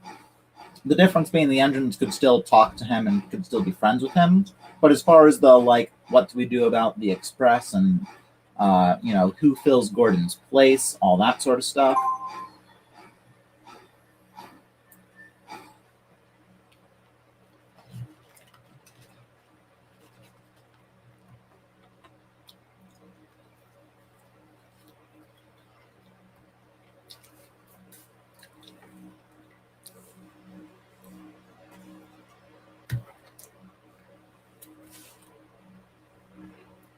Plot twist, Henry Mark 1 and 2 is a real thing, and Henry Mark 1 is just at Topham Manor. That could be interesting. My idea with Henry Mark 1 and Henry Mark 2 is that since the engines aren't actually alive, it's basically the consciousness of a locomotive can essentially pass on to another entity. And since the Black Five, since we'll refer to them by number for now, since NWR 305, no, not 305, 503, which is my number for Henry, since he is built to basically be Henry, he is.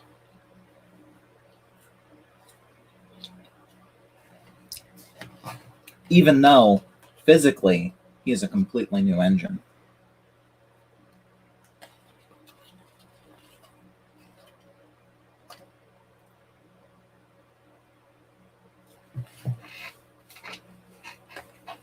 my headcanon is that originally it was we are going to rebuild Henry. But in the process, they shifted from rebuild to new build. But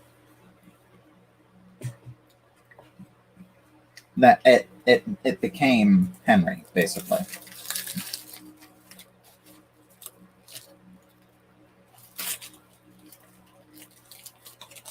No, it doesn't work like that. Because they aren't spirits. They're imaginary friends where everyone has individually given the same personality to each of these locomotives.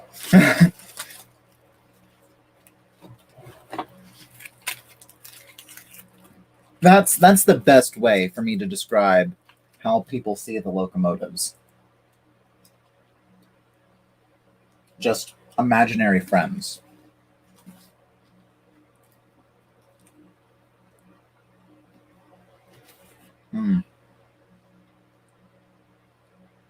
I love bacon noodles.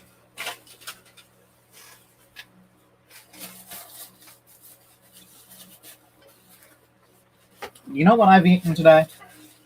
This morning, I had the worst chicken nuggets possible. Like, just microwaved chicken nuggets. Then I had a candy bar, some chips, and that's been it. Now, that was all spread out. But yes, this is like my first real food today.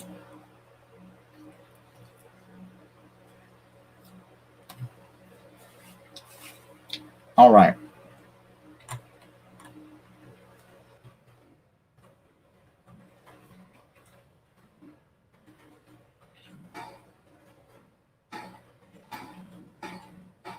Let's do this.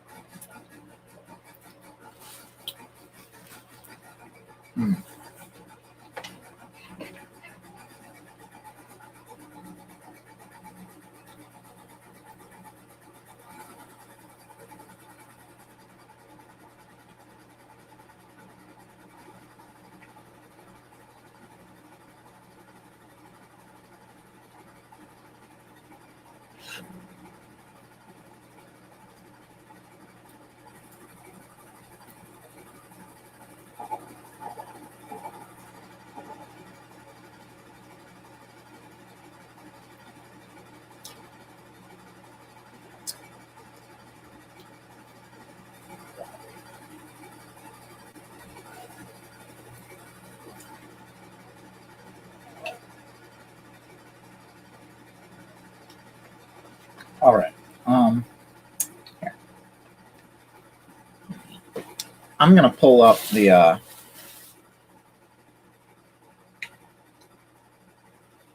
I'm gonna turn my face cam off. What the heck? There we go.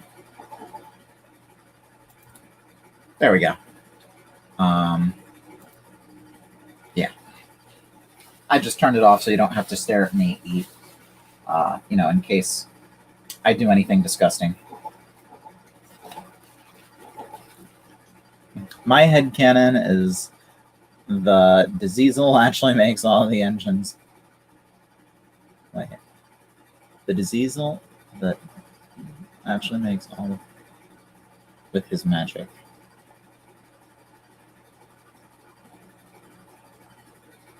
Okay.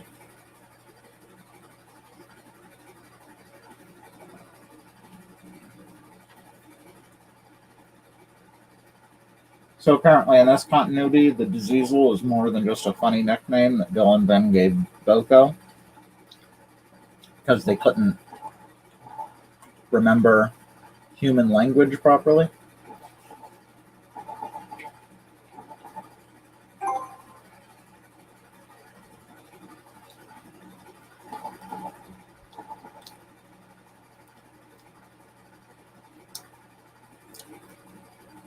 If the faces are metaphorical and the choo-choos ain't alive, my good pal Rudy Productions, then how do you explain the diseasel?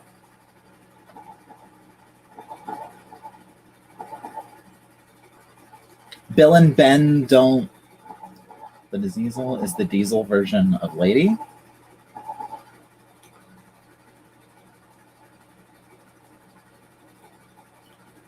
When did this happen? I'm looking at the cameras if you see me, but I turned it off. But when did this diseasel come into existence? Or is that just what people have been calling Turtle's version of Diesel 10? Because I thought people were just calling it Diesel 10. You know, that's what he calls it.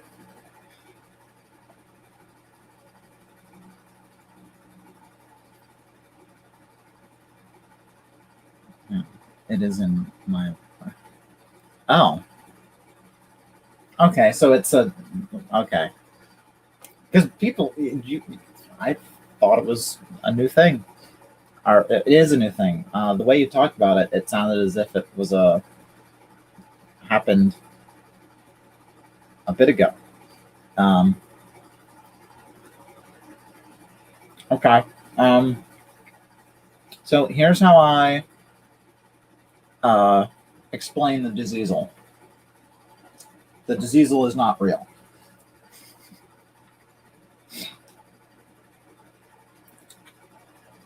The diseasel does not exist.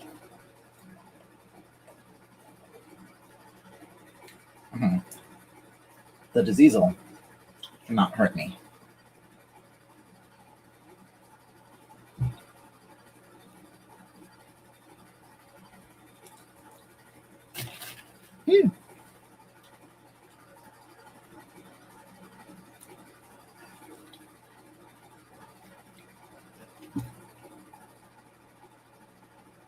Hmm.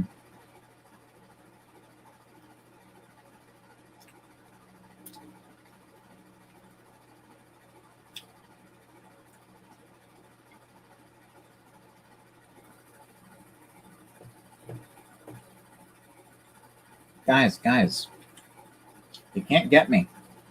The diseasel is not real.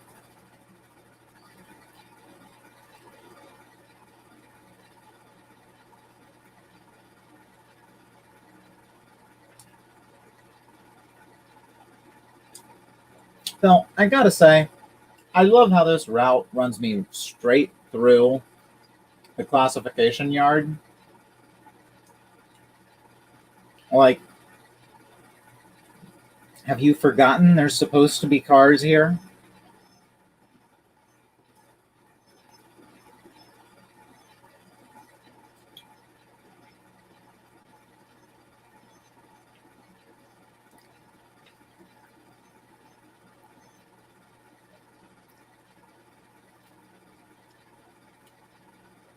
I see you're taking a note from my book and just denying something just purely for convenience sakes. No. The diseasel is not real. Final verdict. You could make the argument that Lady uses her magic to give every vehicle a face in the TV series context, while I refuse to use the TV series context. So, that's an issue. Now, that is a case of me simply denying something for convenience sake. Okay.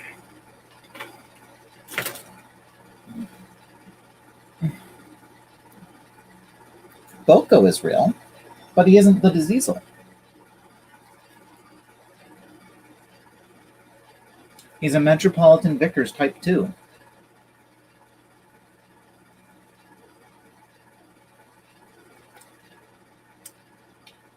I love how Edward says that and Bill and Ben are like all impressed. And I love how Edward says it as if Bill and Ben are supposed to be impressed. When if you told anyone who knew anything about locomotives, this guy is a Metropolitan Vickers Type 2, they'd be like, you're fucking kidding me, right? This piece of garbage.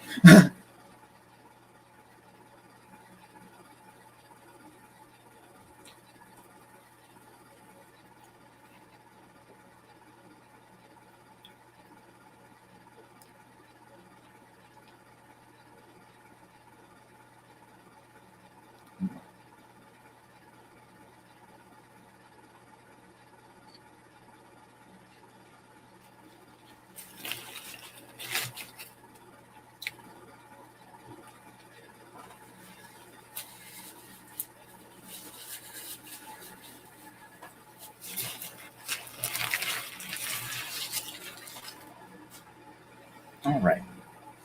That's my burger done. And I'm not that gross when it comes to fries. So I can be gross when it comes to a burger. I'm not gross when it comes to fries. So, oh, nope, not that. There we go.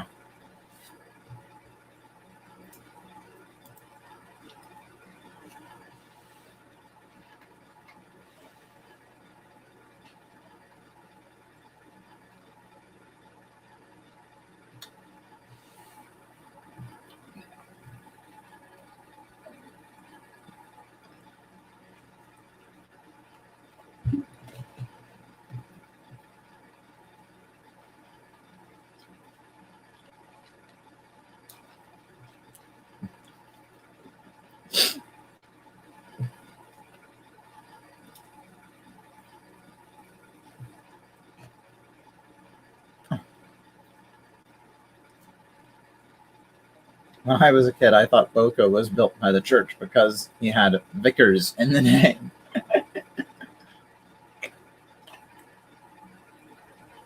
Metropolitan Edward. Metropolitan Vickers Type 2. 3-year-old me. Incredible. Me now. Pathetic. Hey, buddy. You can't turn around over there. The turntable's too small. Come back. That's probably a bit loud. If not for you guys, at least for the people in the house.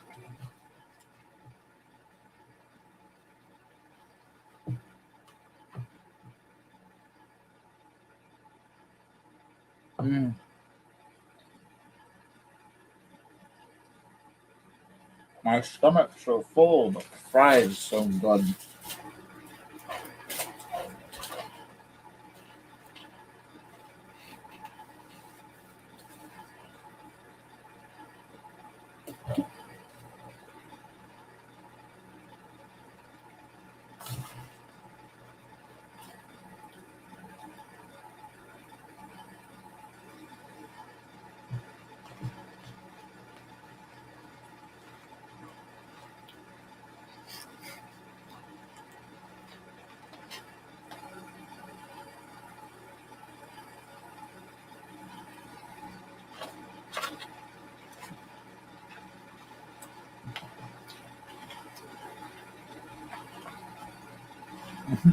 Stop other train. You're headed toward the spooky town of Thurman.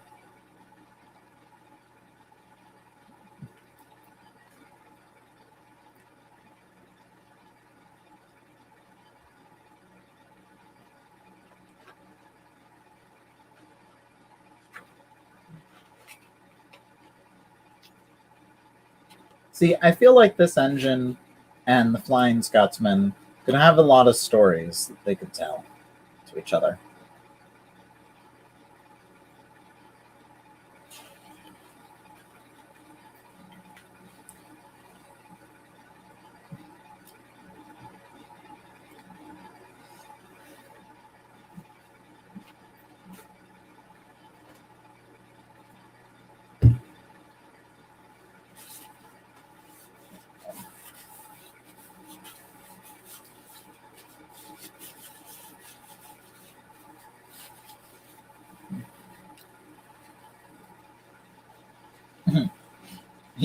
You said that sentence the exact way I was thinking it should be said.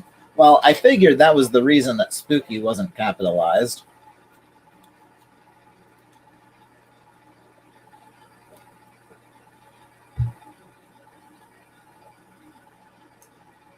Ugh.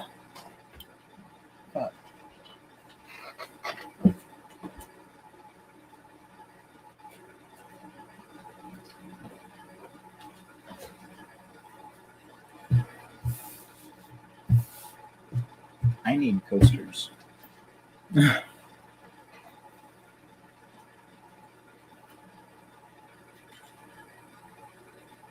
I should actually like go full speed.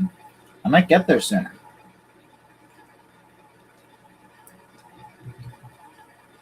Well, I shouldn't go full speed, but I should go the speed limit.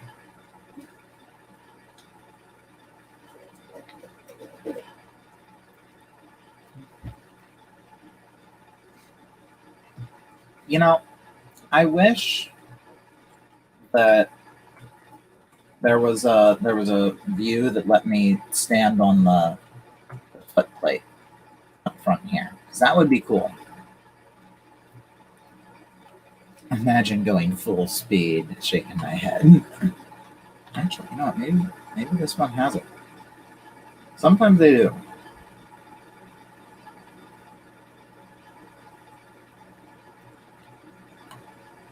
Nope.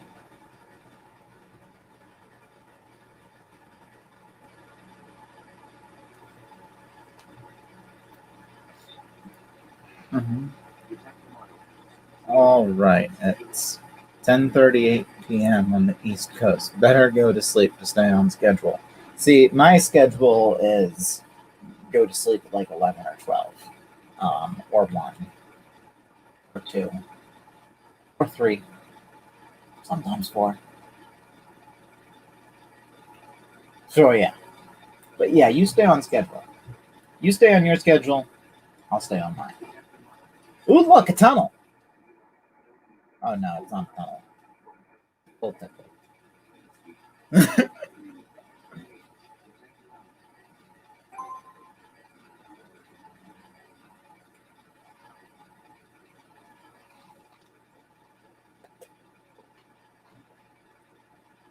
One of the reasons I turned the camera off is so I didn't have to put my face in. I didn't have to put my face in the camera whenever I took a drink, but.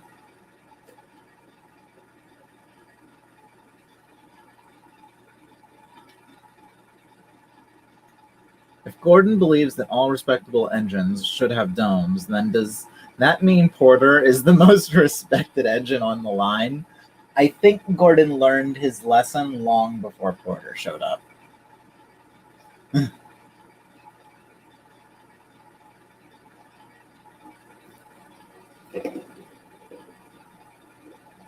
Haha, I don't have school tomorrow. Me neither. I only have schools on Mondays. Mondays. I only have school on Mondays. Mondays and Wednesdays. So.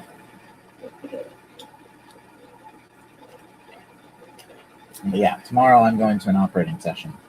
I think it starts at 6. So yeah. Sleep? Never heard of it. All I know is close your eyes or you'll hate yourself in the morning. I never listen. Good job, me.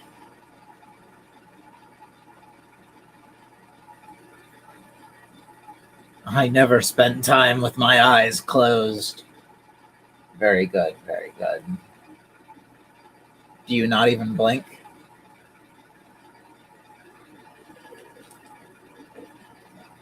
Or do you just never spend a perceptible amount of time with your eyes closed? Well, I mostly need to have a schedule to make sure I'm not tired when I go to school tomorrow. Good night, everyone. We'll talk to you all.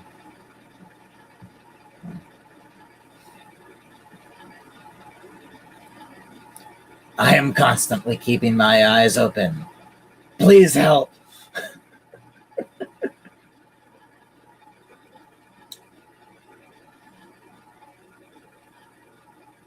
I hope this is diet.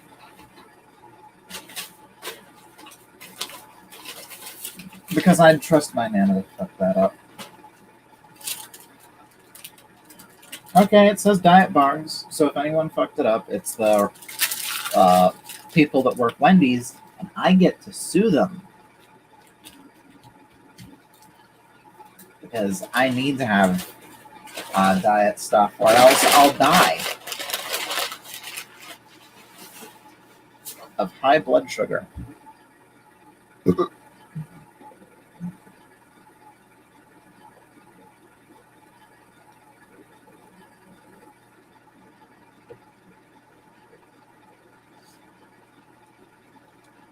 I have to go, so don't let the diseasel, aka Boulder, aka Lady, aka the Mallard, eat you or something. All right, see ya.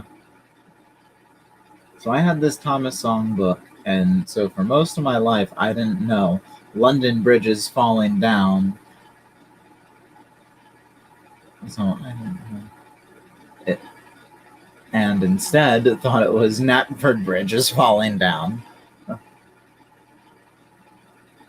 Don't you know, for every hour underneath the age, for every hour underneath the age recommended amount of sleep, you cut off a full day of your life.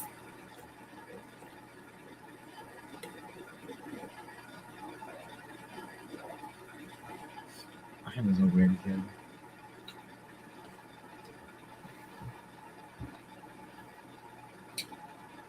So here we are. You know, I should get a better view of this. This is like the worst thing to be looking at. There we go.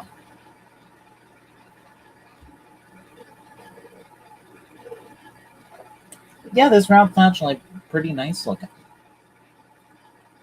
When I'd run the Thurman Empties session, it would be at night. And when I did the Avis yard work session, it would be raining. And also possibly night.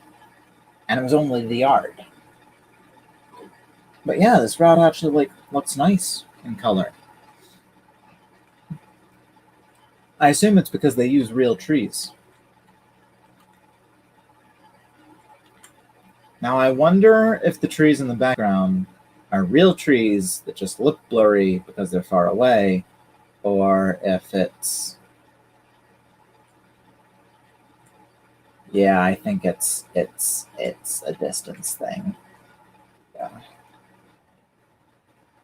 So I was about to call them real smart for using like not real trees in the back. Mojave was better.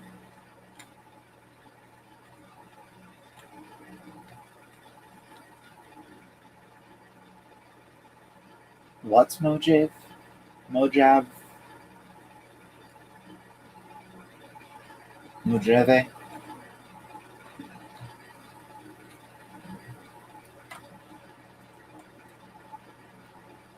It's probably obvious. Ah, okay. Mojave over. Oh, Mojave subdivision. Okay. Okay. I don't have that one.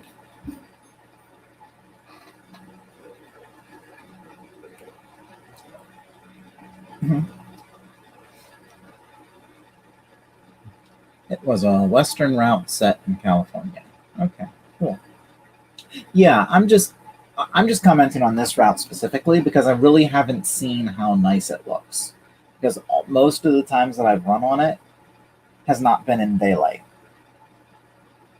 to actually like see what's going on.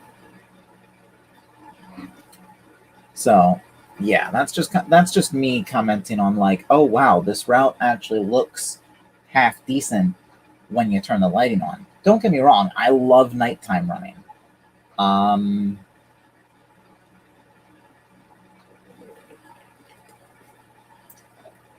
But it's surprising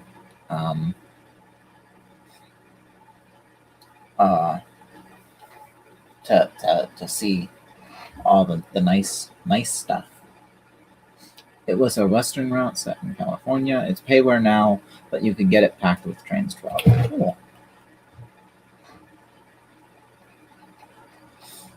Cool. Cool.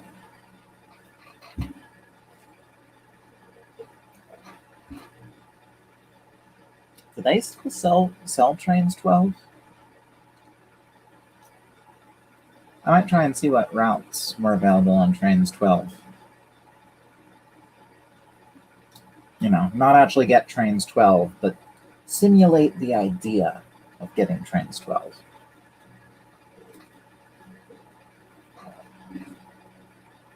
But probably not. I'm going way too fast. 25 is coming up. Oh, I might actually slow down in time. Yay, I slowed down in time. Probably slowed down too much.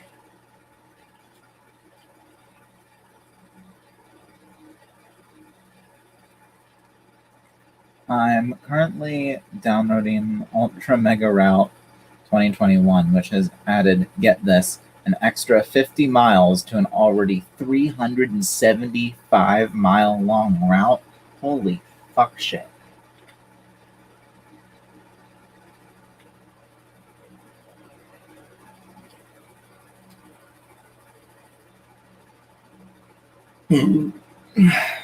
Excuse me.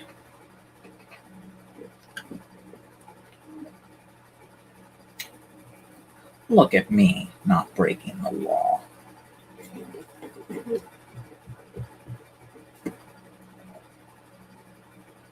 Wait. I just passed the 20-mile-an-hour marker. This is saying I still get to go 25. It's been an ongoing project since 2009. Yeah. But I feel like at least with something like that, like the whole point is that it's big, so then basically it's just you make your route, you call it finished, technically. Then you add on to it, and it's finished. And you just get bigger and bigger, and it's not so much like, oh, it's still in beta. It's no, we're just constantly making extensions because that's the entire point.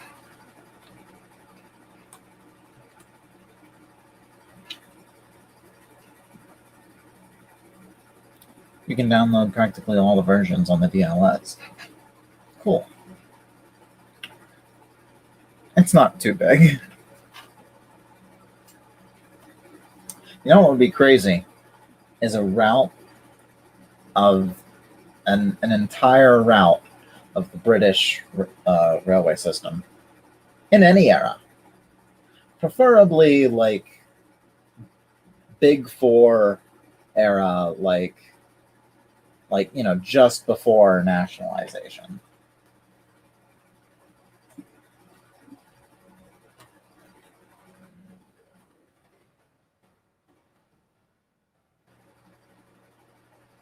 Not too big, and it's in the middle at this point.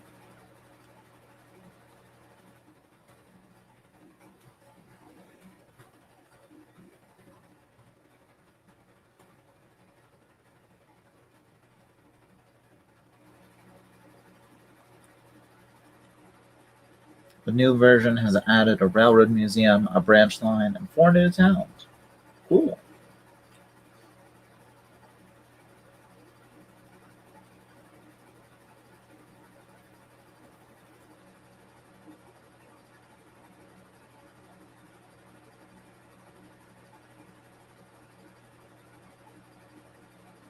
Yes, it just downloaded the route. Cool. That's really cool. After like 2 weeks of nonstop downloading. Holy fuck. Actual 2 weeks or like are you exaggerating?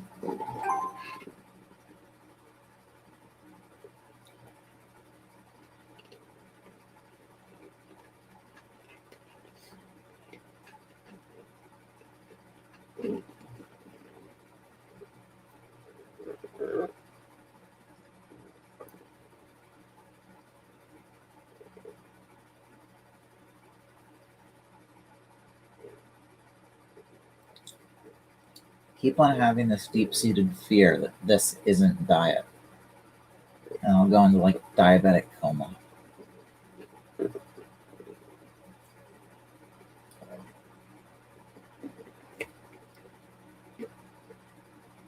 Two weeks with like 15-hour breaks.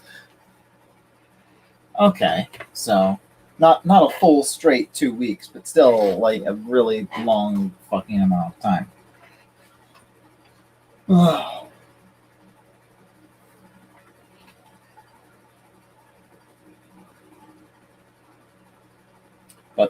that's not as achieving. But that's not happening. Okay. I finally figured out what you were trying to say there.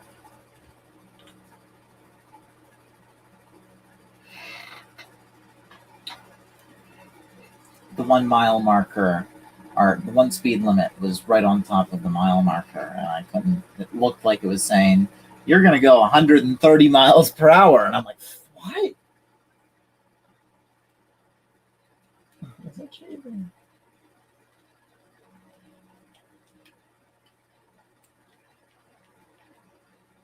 There's still 2,686 assets to download. Holy shit.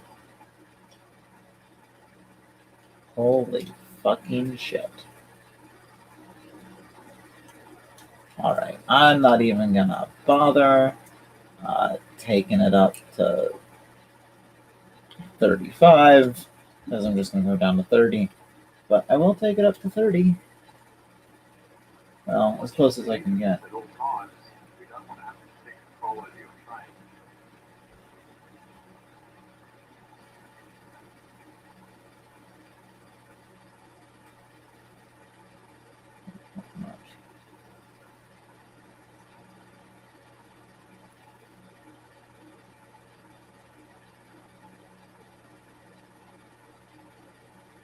The emergency brake has been applied.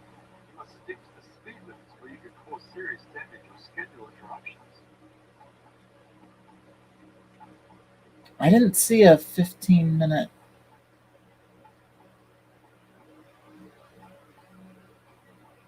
Okay.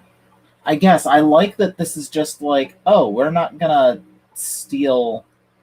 We're not gonna like cancel everything. We're just gonna.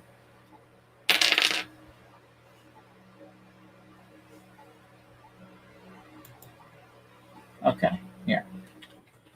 Yeah, because nowhere did it alert me of a 15-mile-an-hour speed limit.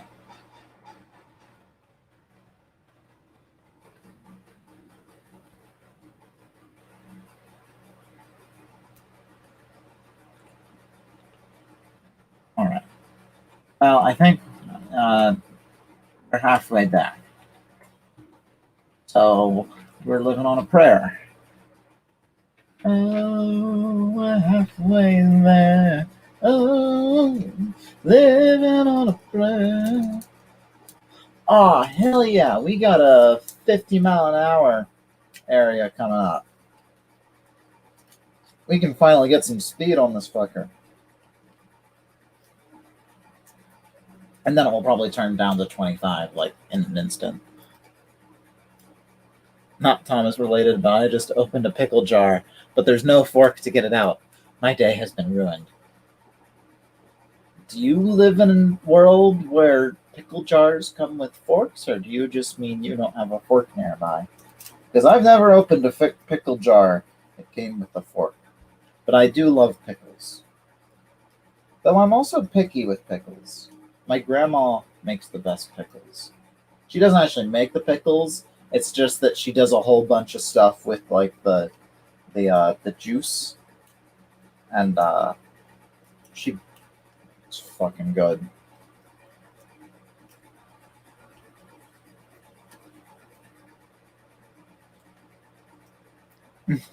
Finally, speed. Okay, you just don't have one nearby. Yes, that can be a day ruiner.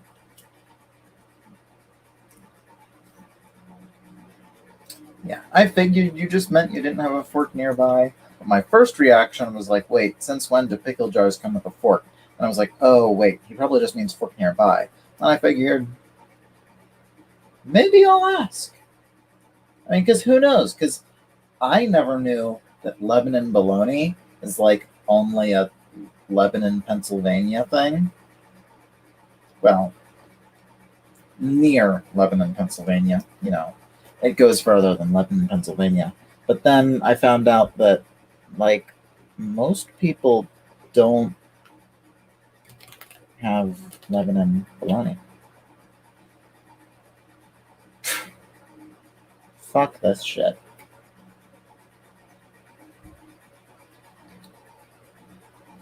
Wendy's was about to give me free stuff, but then they said, like, you can have a free orange juice. I'm like, well, fuck. I don't get Wendy's breakfast, so. The speed to get further away from Thurmond. See, the weird thing is Thurmond doesn't have that much glitchy stuff going on as far as a place that was built. Like, it's not like some routes where the dependencies are all fucked. It's just signaling was weird, and I think that's because I broke the rules. I think that's because I broke it. I broke it, and they couldn't handle it. I think if I had just listened to the signals from the get-go, it would have changed very quickly, and we would have been on our way. But I broke it, and that fucked things. So the signals were screwy, and then the locomotive doesn't work on the turntable. These aren't route problems. These are session problems.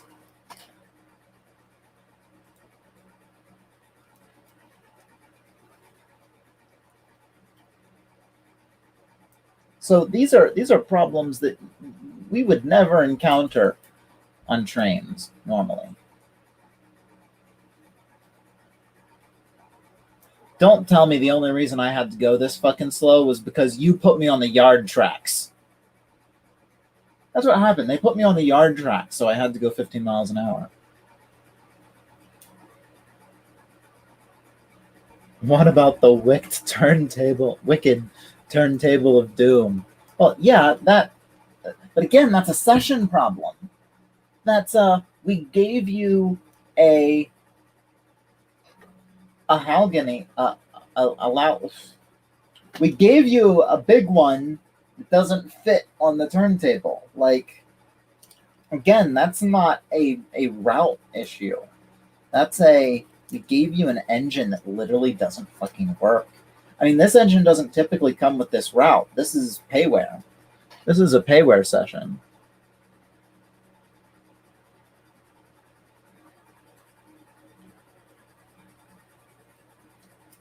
Because this was not one of the two sessions that came with this route. You know, this was one that I bought extra.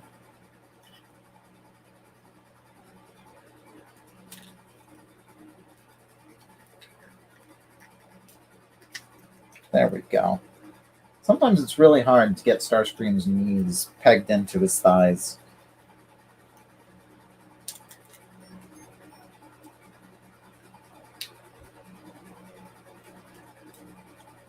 Yeah.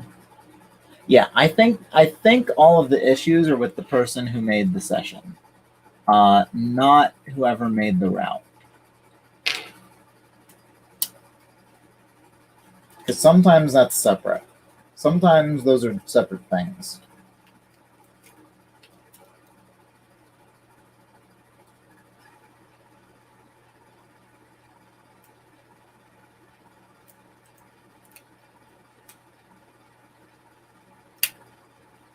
Oh. I plugged start. I missed a step. How dumb do I need to be to miss a step on the most well-known Seeker transformation ever?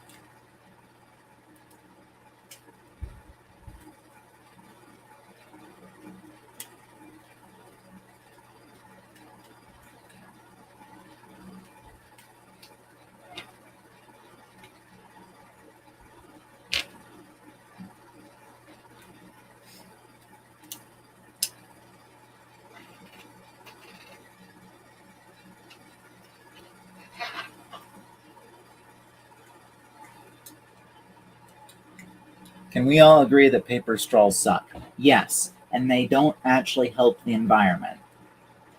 Because the process they use...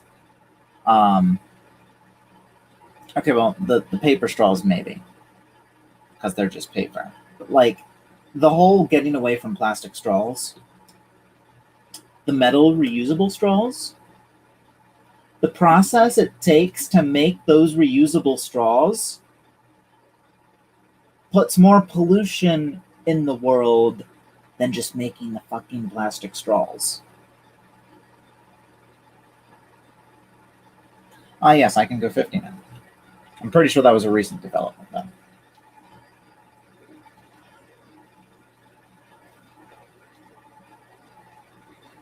But yeah, everyone. Oh, what's it called? There's a documentary on Netflix. I didn't watch it all, but I got the cliff notes from my mom.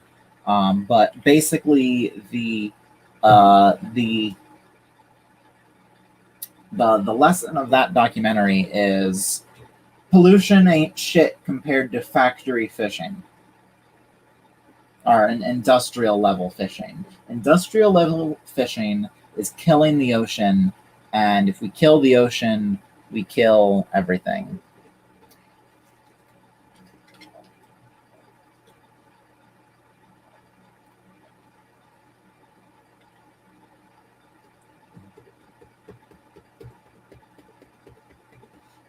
But yeah, getting rid of plastic straws ain't going to, it's not going to do shit.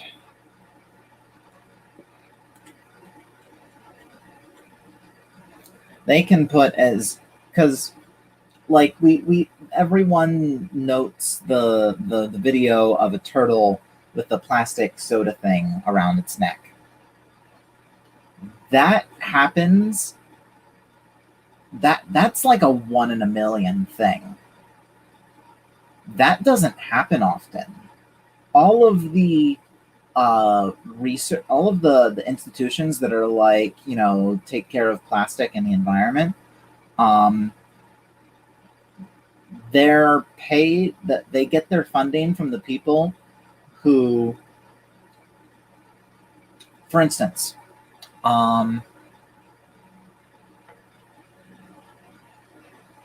apparently there's a whole lot of things like with the industrial fishing that it's all sorts of fucked up. Oh, and I need to get back down to 35 now.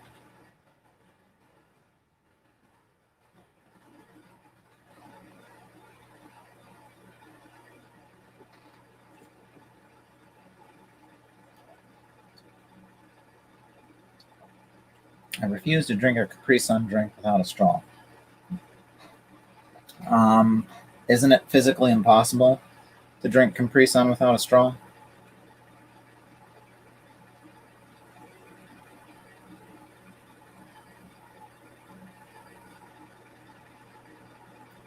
It isn't wrong. Ooh, the indignity. Ooh. Oh. It isn't wrong. We just don't do it.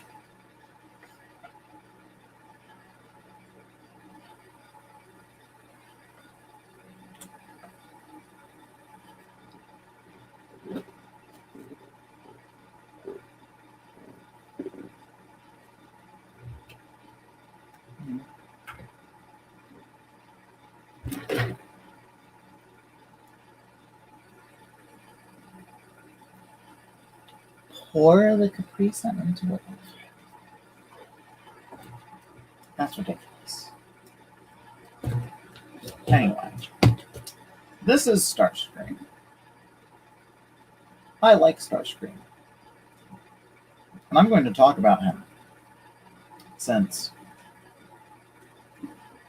I want to.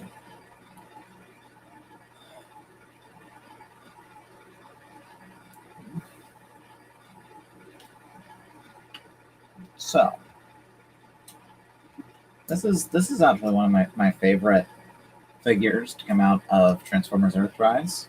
Just because, for one, this is something that I've wanted for like ages. Just a modernized version of the.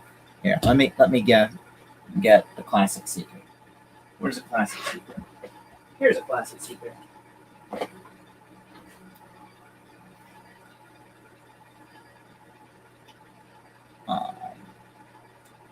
Let me get them all oriented properly, somewhat.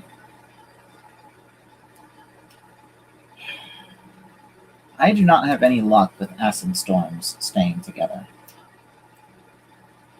He was my first figure. Then I broke him. Then I got a replacement. But now they have newer, better versions of Acid Storm, so this can just get. So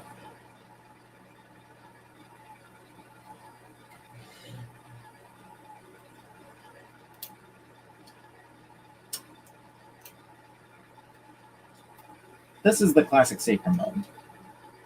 This might be a knockoff, I'm not sure. But anyway, he's a piece of shit.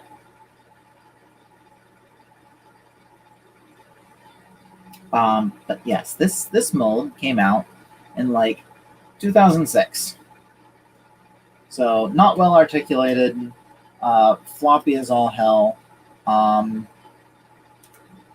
but looks fantastic. This version, this toy, which came out in 2020, basically does the exact same thing. It's basically the same thing, but blown up and with added articulation. And I love him because he's, for years, I've looked at these guys, and there are like a bazillion Seekers, so that's why they're two different colors. And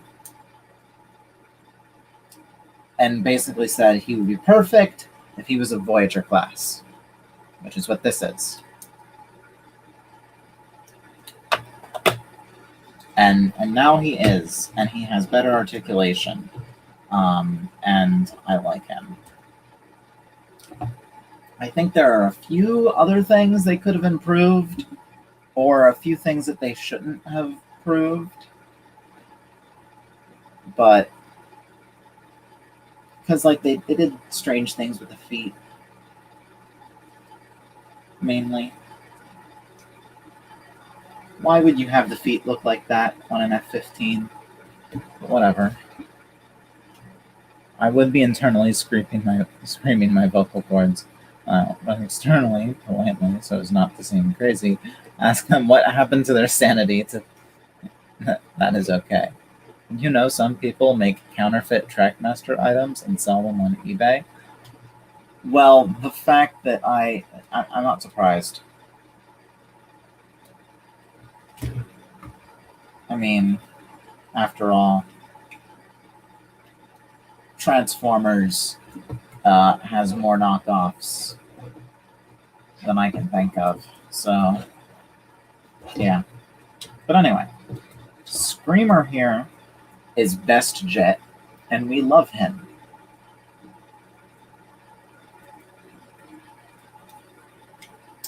I forget where I found this guy, whether it was a Walmart or Target. I think it was Target. Target is the best place to get Transformers. You guys probably don't give two shits about Transformers, but I love Transformers.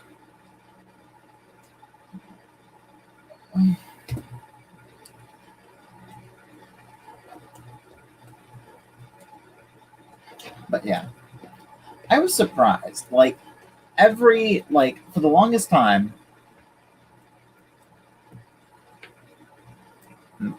like, not knockoff items, literal counterfeits.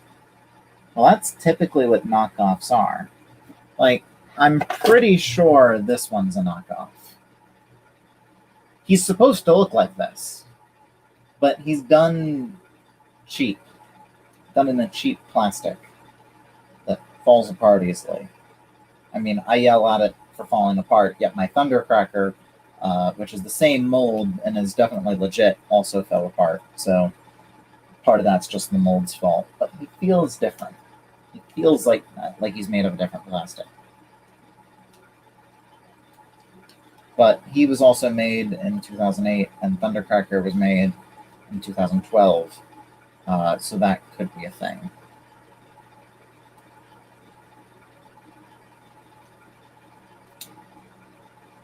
So.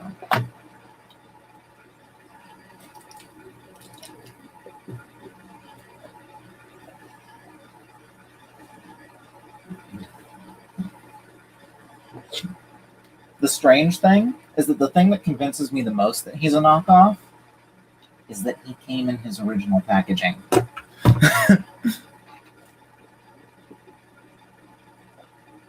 I've seen the movies. They were honestly pretty good. I even have a bootleg Optimus Prime my friend got me for Christmas. You saw the Bay movies, the Michael Bay movies, and thought they were good. The Bay movies are horrible. Any Transformer fans hate them.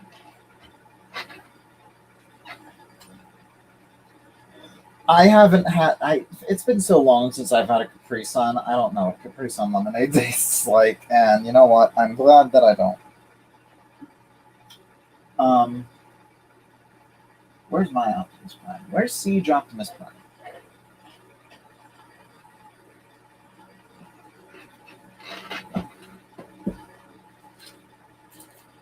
Yeah, they are. Oh, yeah, they are. Yeah, my pants are starting to stick to my butt.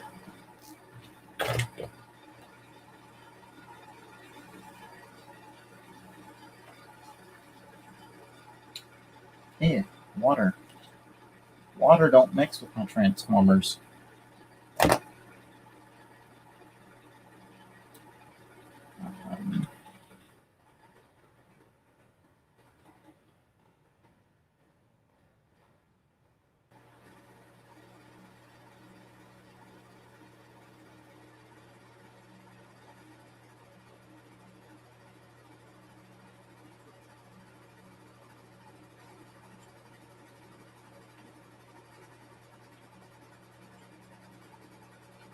All right, so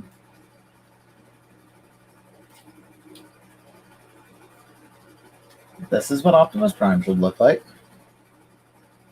What that stupid design the movies gave him should never have existed. This is true Optimus.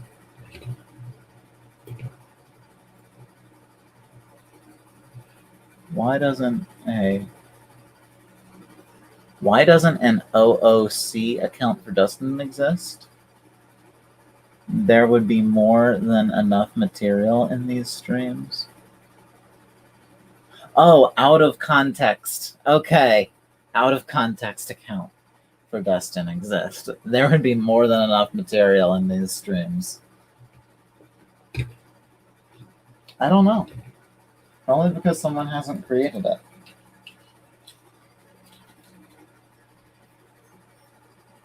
Okay.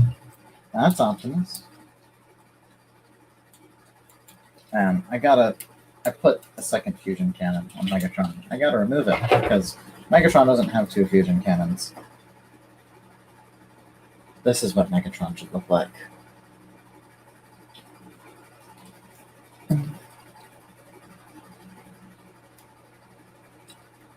But yeah.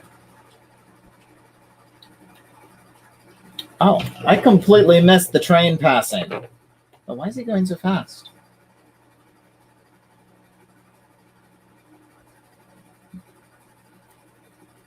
Wait, yeah, let me get my other Megatron because he's right here. Holy fucking shit! It's been a long time since I picked this guy up. I forgot how great he was.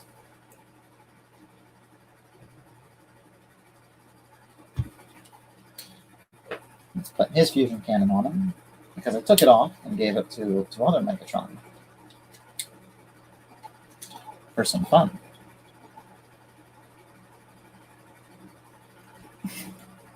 No, it's headed towards Thurman. Well, it could go somewhere else between here and there. Who knows? It might pass right through it. Thurmond is only an issue if you're turning around there.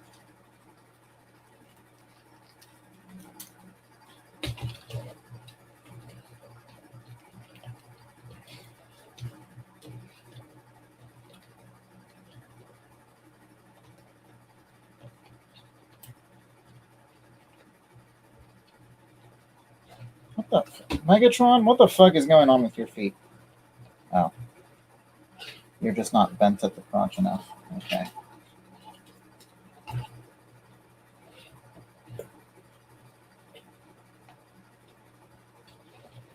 So this was Siege's like retail release of Megatron, and you know he's cool. He looks like Megatron. Megatron is gray. You know. But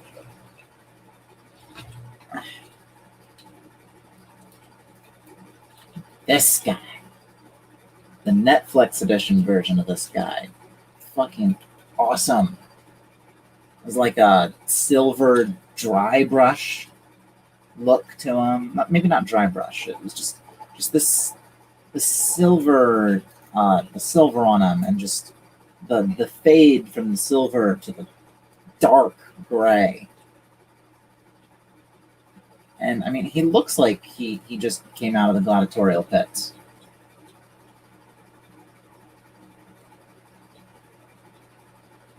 Fucking awesome. Where's his sword? Do I have one of his swords? His sword is kind of stupid looking, but it's kind of required for it's kind of required to turn him into a tank.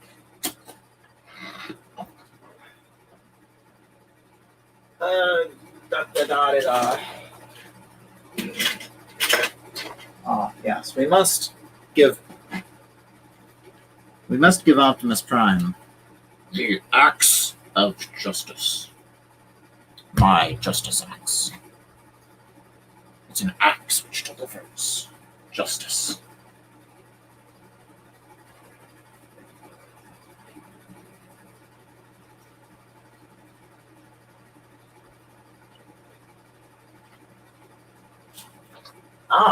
We have both Megatron swords.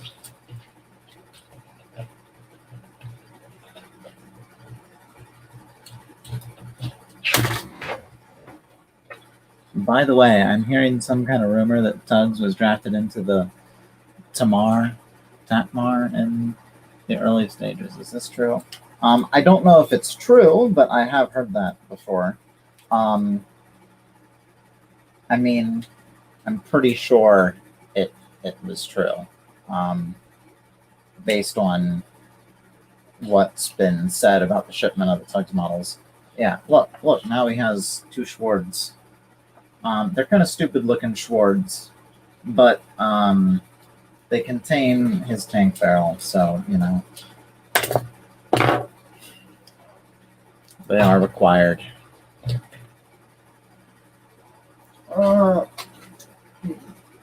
Graytron. Nowhere near his awesome version of Megatron.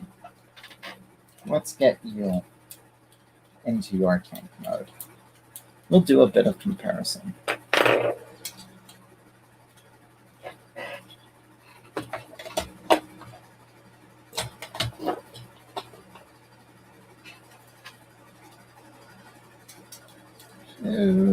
Do.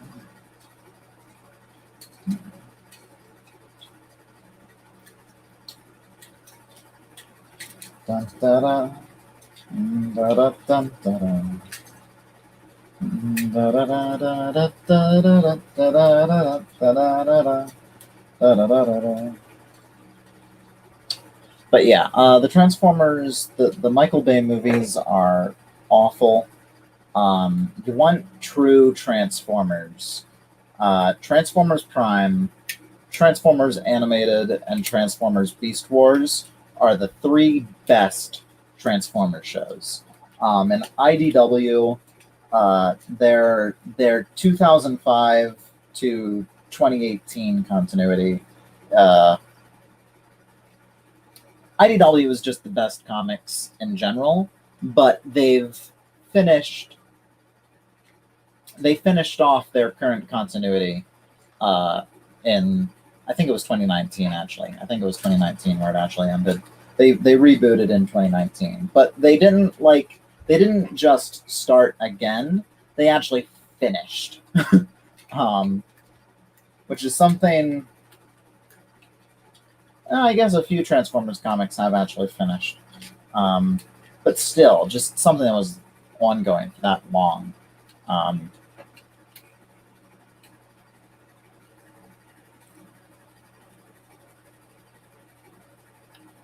We can't agree on that. IDW is the best. Yes, they are the fucking bomb. Oh, shit. By the time I'm allowed to go 50 miles per hour, I'll need to go back down to 20 again.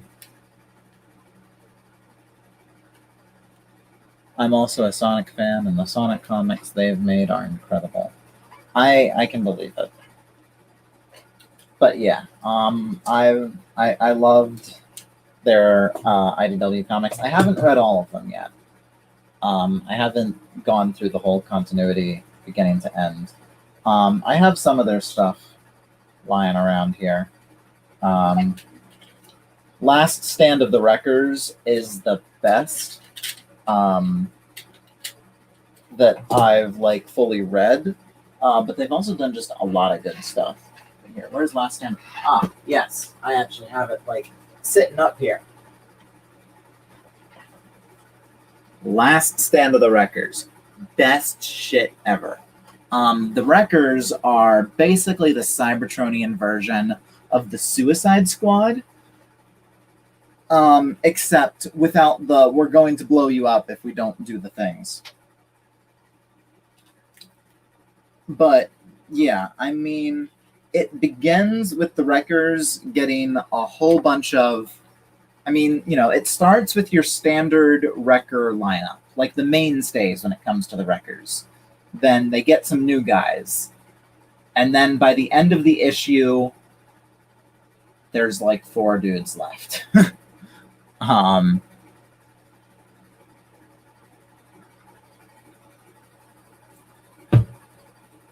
So yeah. Yeah, you go into this book knowing everyone's going to fucking die.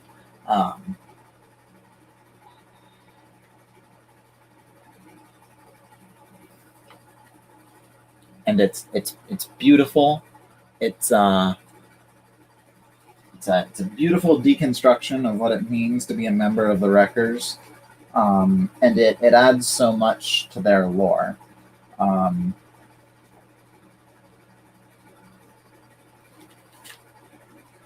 it has fucking Overlord. He's like one of the baddest villains in all of this. And I have someone knocking on my door again, despite the fact that I would prefer if people didn't do that. Maybe they'll get the message. I'm not exactly whispering.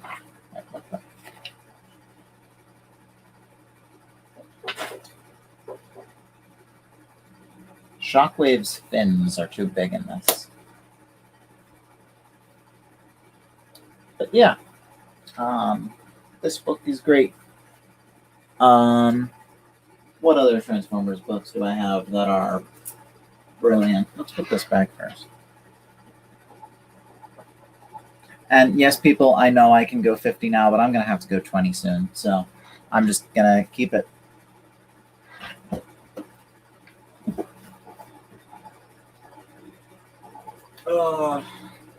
All right, where are my other awesome books? Not those.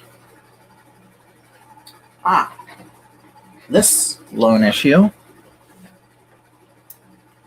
The fact that this exists is amazing. I read the whole miniseries online, but this issue came with the figure.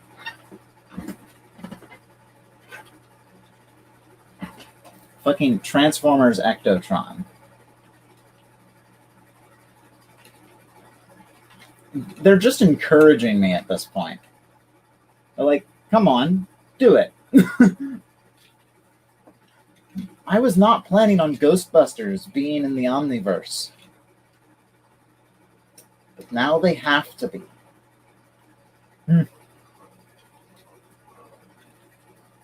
So of course I was happy when they did the X-Jet as a Transformer. That was just...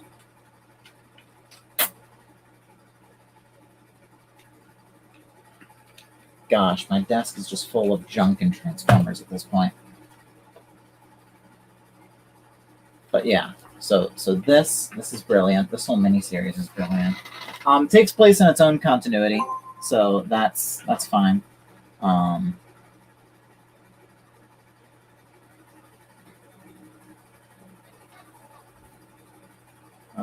What other awesome books do I got?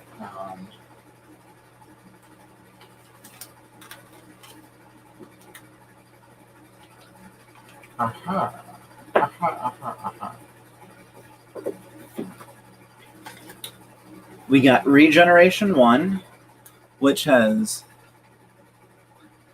that connected at the front door. And someone tries to knock, it's muffled. At first I thought it was good. Then I realized the lock doesn't work, and I get unannounced visits. It only really bothers me when Gate comes in, because he has no... He's not old enough to read the room yet. But yeah. So we got the first book of Regeneration 1. I think it's a 4-book. I think it consists of 4 books. It could be 4, it could be 2.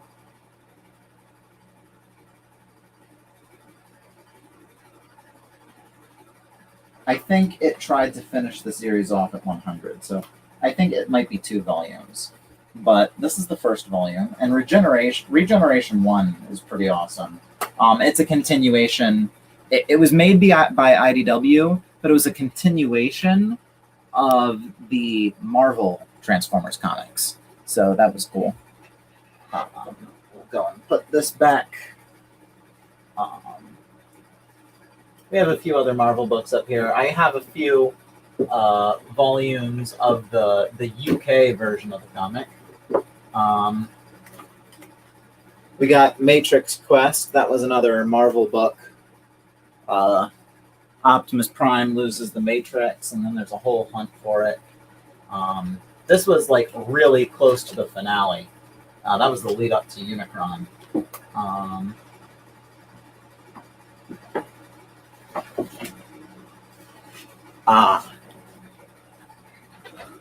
The Transformers ongoing series. We have a few volumes here. Volume 1, For All Mankind. Volume 2, International Incident. And Volume 3, Revenge of the Decepticons. This came right after the All Hail Megatron miniseries, and it was awesome because it was all dealing with how the Autobots work with humanity after the Decepticons fucking wrecked their planet. And we can go 50 now, so we are going to.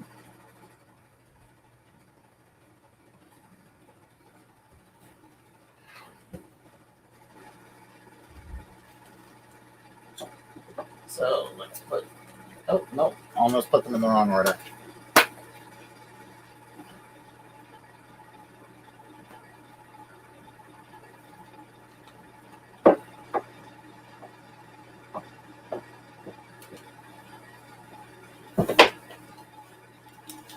Let's see. We have a few Spotlight issues that just that came with figures. Spotlight Megatron, which is a brilliant exploration of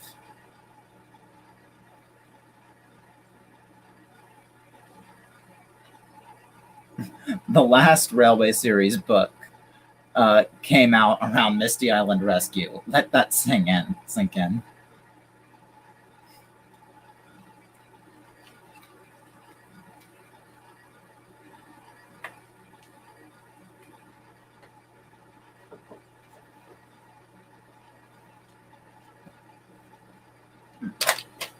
But yeah, Spotlight Megatron is awesome because it explores the relationship between Megatron and Starscream and why Megatron keeps him the fuck around. Spotlight Trailbreaker / Trail Cutter was awesome because it was just a nice, funny story. Dark Cybertron. I have both volumes of Dark Cybertron. Which it's just an awesome event. It was the turning point in Megatron's character arc, where he actually became an Autobot. So yeah. And then I have volume 2 of Till All Are One.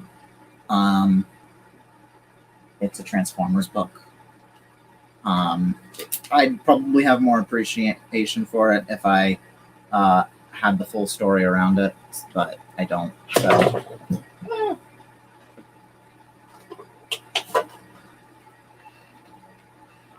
So yeah. Oh, and then I have this, which is it's not a Spotlight Prowl issue. It's part of the Combiner Wars story. Actually, I think this issue ended up being in Till All Are One. It's not a Spotlight Prowl issue. It's part of the Combiner Wars. Actually, Gate.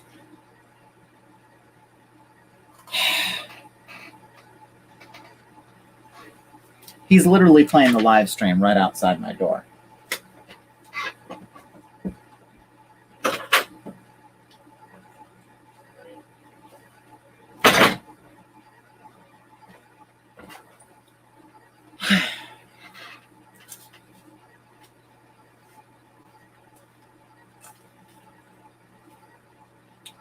Bugger, little bugger. Okay, I gotta put this back. But yeah, those are my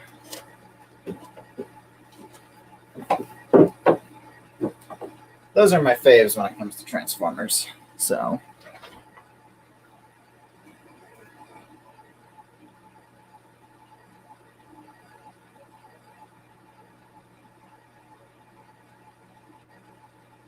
my mom's account just posted in the chat. But now I'm wondering, is this Gate? Or is this my mom?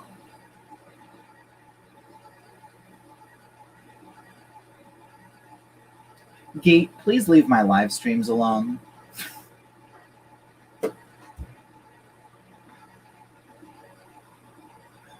I still like to believe that Porter is the most respected engine on the line because of how many domes he has.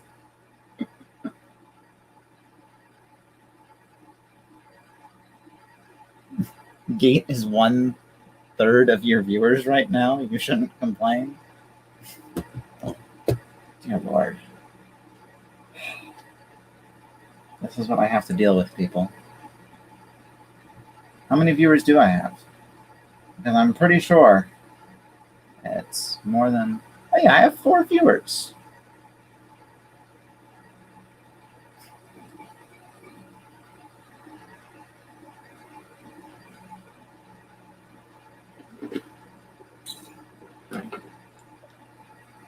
Ooh. It's watered down now.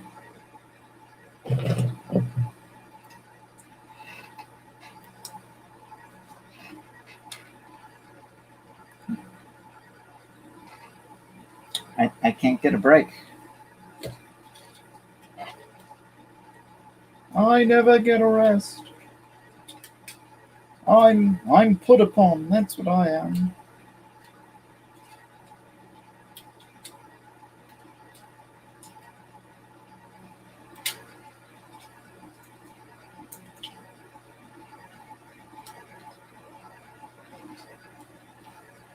Four people at 11:36 p.m. Seems legit.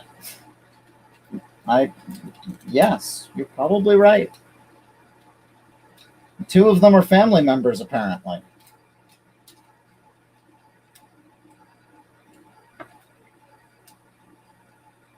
I completely forgot how this guy's legs work for a moment. Which is weird. That doesn't happen. There is no rest for a Rudy production. I put such effort into this. Oh, fuck. I see oh, that's 2 miles away. Okay. Okay.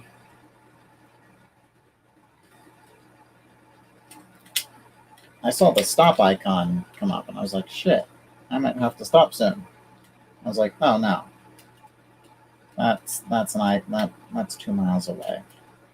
I have a long time. But yeah. This is probably the best place to do these long runs, is because I'm not just sitting here doing a long run. There he is. There's our good old space tank. The grumpy old space tank. Now let's get another space tank in the space tank mode, except he's not another space tank. He's the same space tank.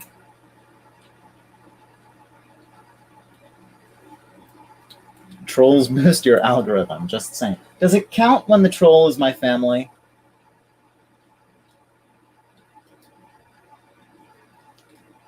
Go full speed and pull a better view for a better view for Algany.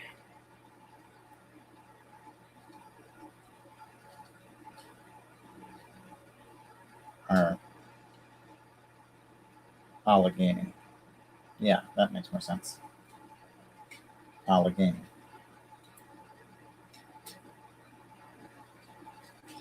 Is it Allegheny or Allegheny? I don't know. I don't care. I don't care that much.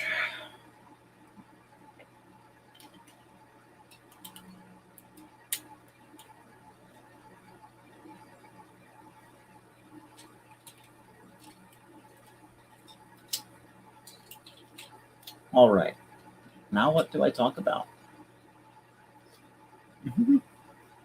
I don't think he cares about the algorithm. If I cared about the algorithm, I'd be making real content. Then again, no, if I didn't care about the algorithm, I'd just be making real content. Look, I don't know. I don't care about the algorithm. That's the full part of the truth of it. Let's be honest. You can't make big live streams unless you have some reason for people to actually pay attention to you. Which is why the Lemmy streams are successful. Ah, shit. It's about to be a 20-mile-an-hour area, and I'm going 45.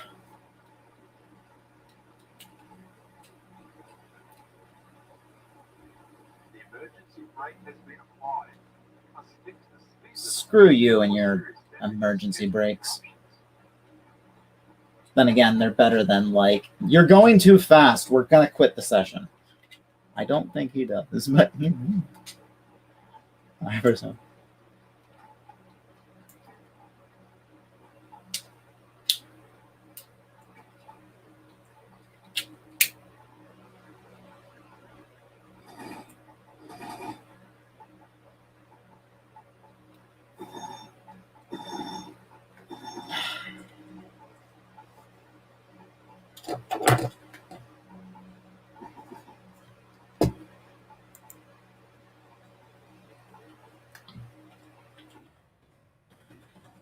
Mom, I promise, I don't drive cars the same way I drive trains.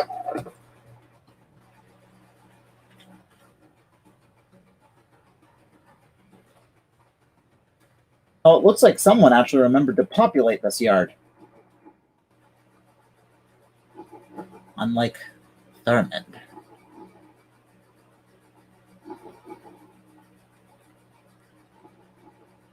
Imagine another train comes barreling down the line and smashes, ruining all the progress you made. All right, Mom, how many whiskey sours have you had?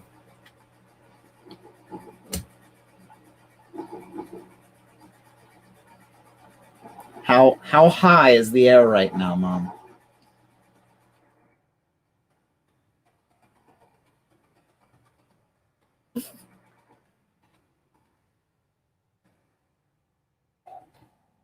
Proof that whoever made this route did not make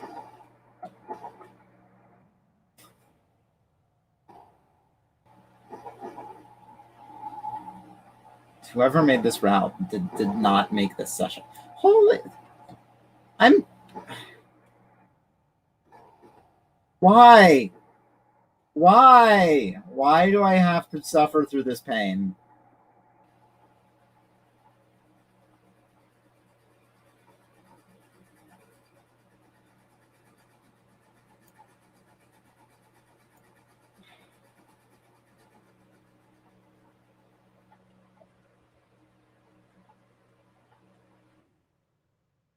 Oh, I should be ready to turn the train off. Oh, I got a while. I got a while before I have to stop the train.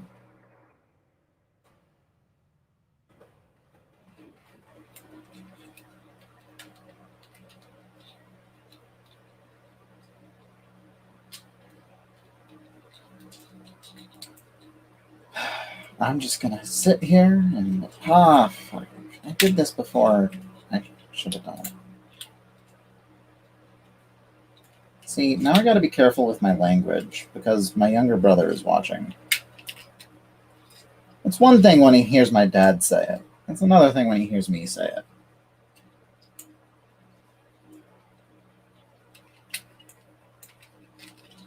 There we go. There is nothing that science can't explain, but this is beyond the realms of science. Yeah, first we have a time-traveling diesel, and then we have a locomotive phase through a signal box.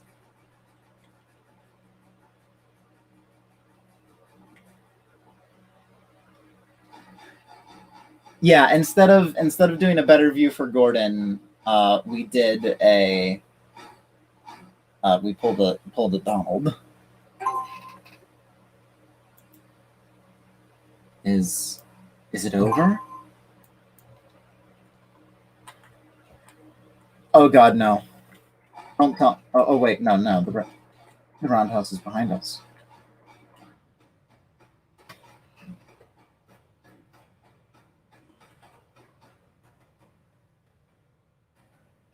But yeah, if I ever put operations on this route, I'm definitely making sure that the gate. God damn it! Now Gate's commenting in the live chat.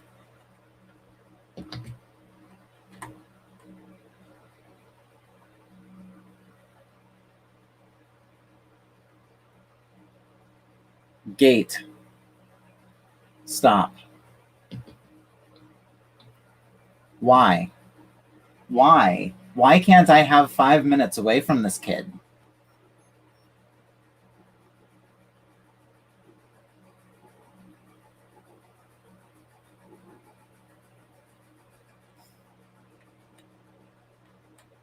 Don't encourage him.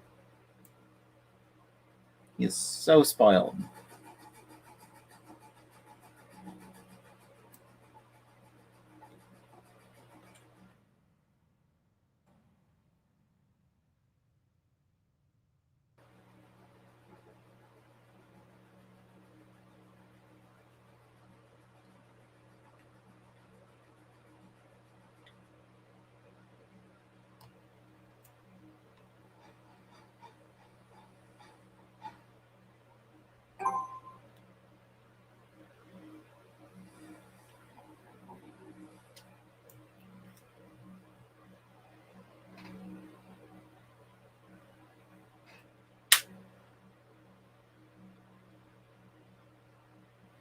Gate, why do you have to guilt trip me? All the time. All the time.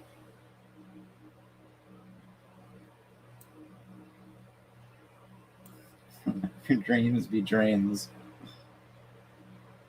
Yes. You should never let your dreams be dreams. Instead, but that doesn't mean you should make your dreams a reality. Make them nightmares. Never let your dreams be dreams. Make them nightmares. Oh, that's what Turtles did to Diesel 10. He turned him into a nightmare. Gate, go watch Turtles Urdles. You'll like Turtles Urdles. You should watch the last episode that he came out with, his newest video.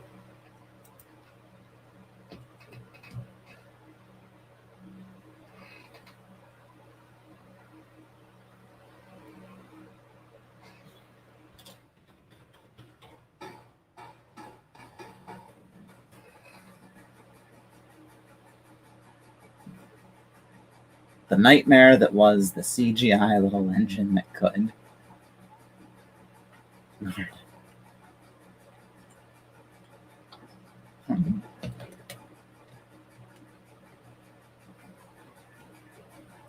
All right.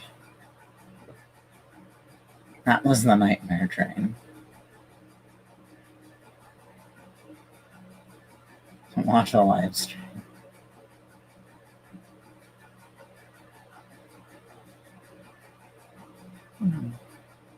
Kind of like culty.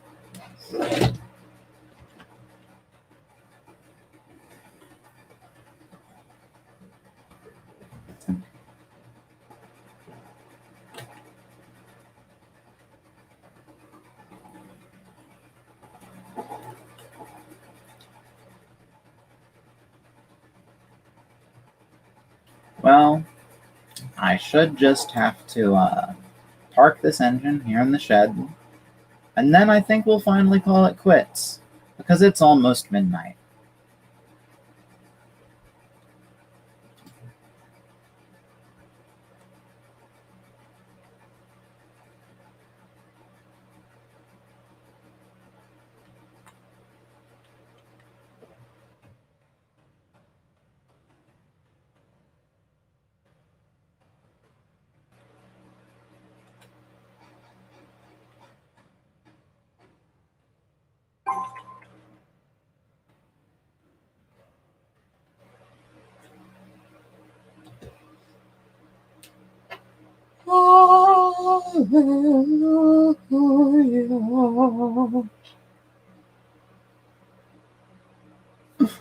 Nice job. You have achieved a rating of 2 stars, but there's still some room for improvement.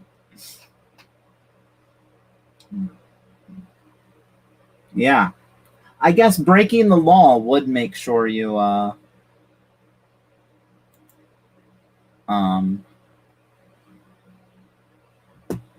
Gate. I have been streaming for... We'll get an official timestamp on this.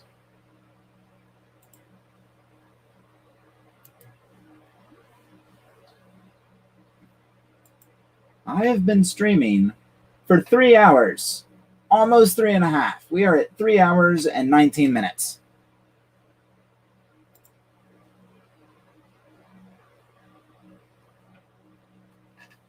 So, yeah, Gate, we aren't...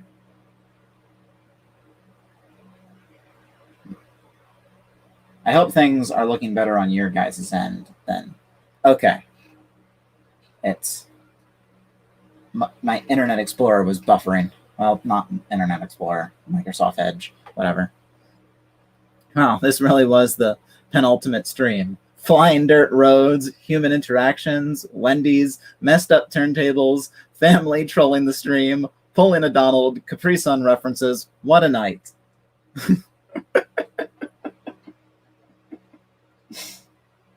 Yep. One more episode to go, and then I am done with school for this semester. But yeah.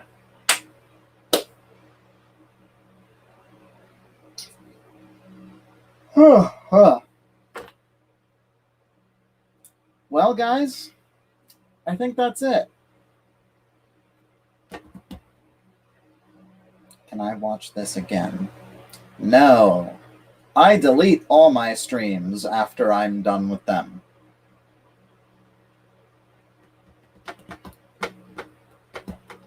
Well, we got to save some of the pasta and noodle railway for the finale.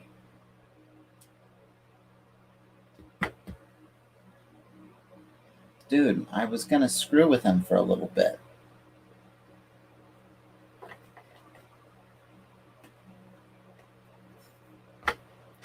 gotta let me screw with the 7-year-old a little bit. At least I was doing it in a nice way. Will Lemmy be in the finale? I'm going to say no, so that way it happens. Because the last time I said Lemmy was going to be in an episode, he wasn't. But hopefully, yes. We were actually discussing about him being in this one, but then something happened and he wasn't. So, yeah. So we did a coal run.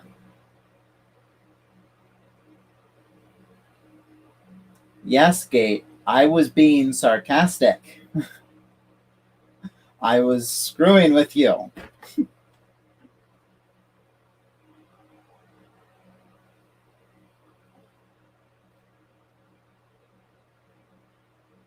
If Lemmy was here, it would make it the true, most epic penultimate stream. Because I don't want it to be the most epic penultimate stream. I want the finale to be the most ultimate finale. I want an endgame level threat. But yeah.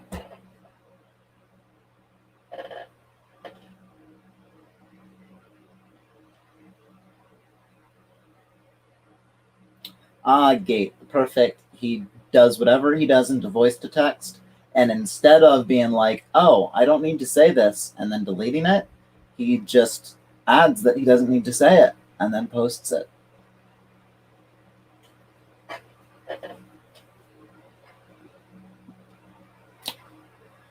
But all right, guys. I think it's time to go. So, thank you all for joining, except you, Gate. I'm not going to thank you, but you're my brother, so that's just how we do things. But yeah, for all of those that don't live in my house, thank you all for joining this 3 and almost a half hour long party of me running a coal train and breaking some laws. Train laws, not real laws. I mean, they were real laws, but I wasn't breaking them in a real context. I was breaking them in a fake context. So, thank you all for coming. See y'all next week. Bye, guys.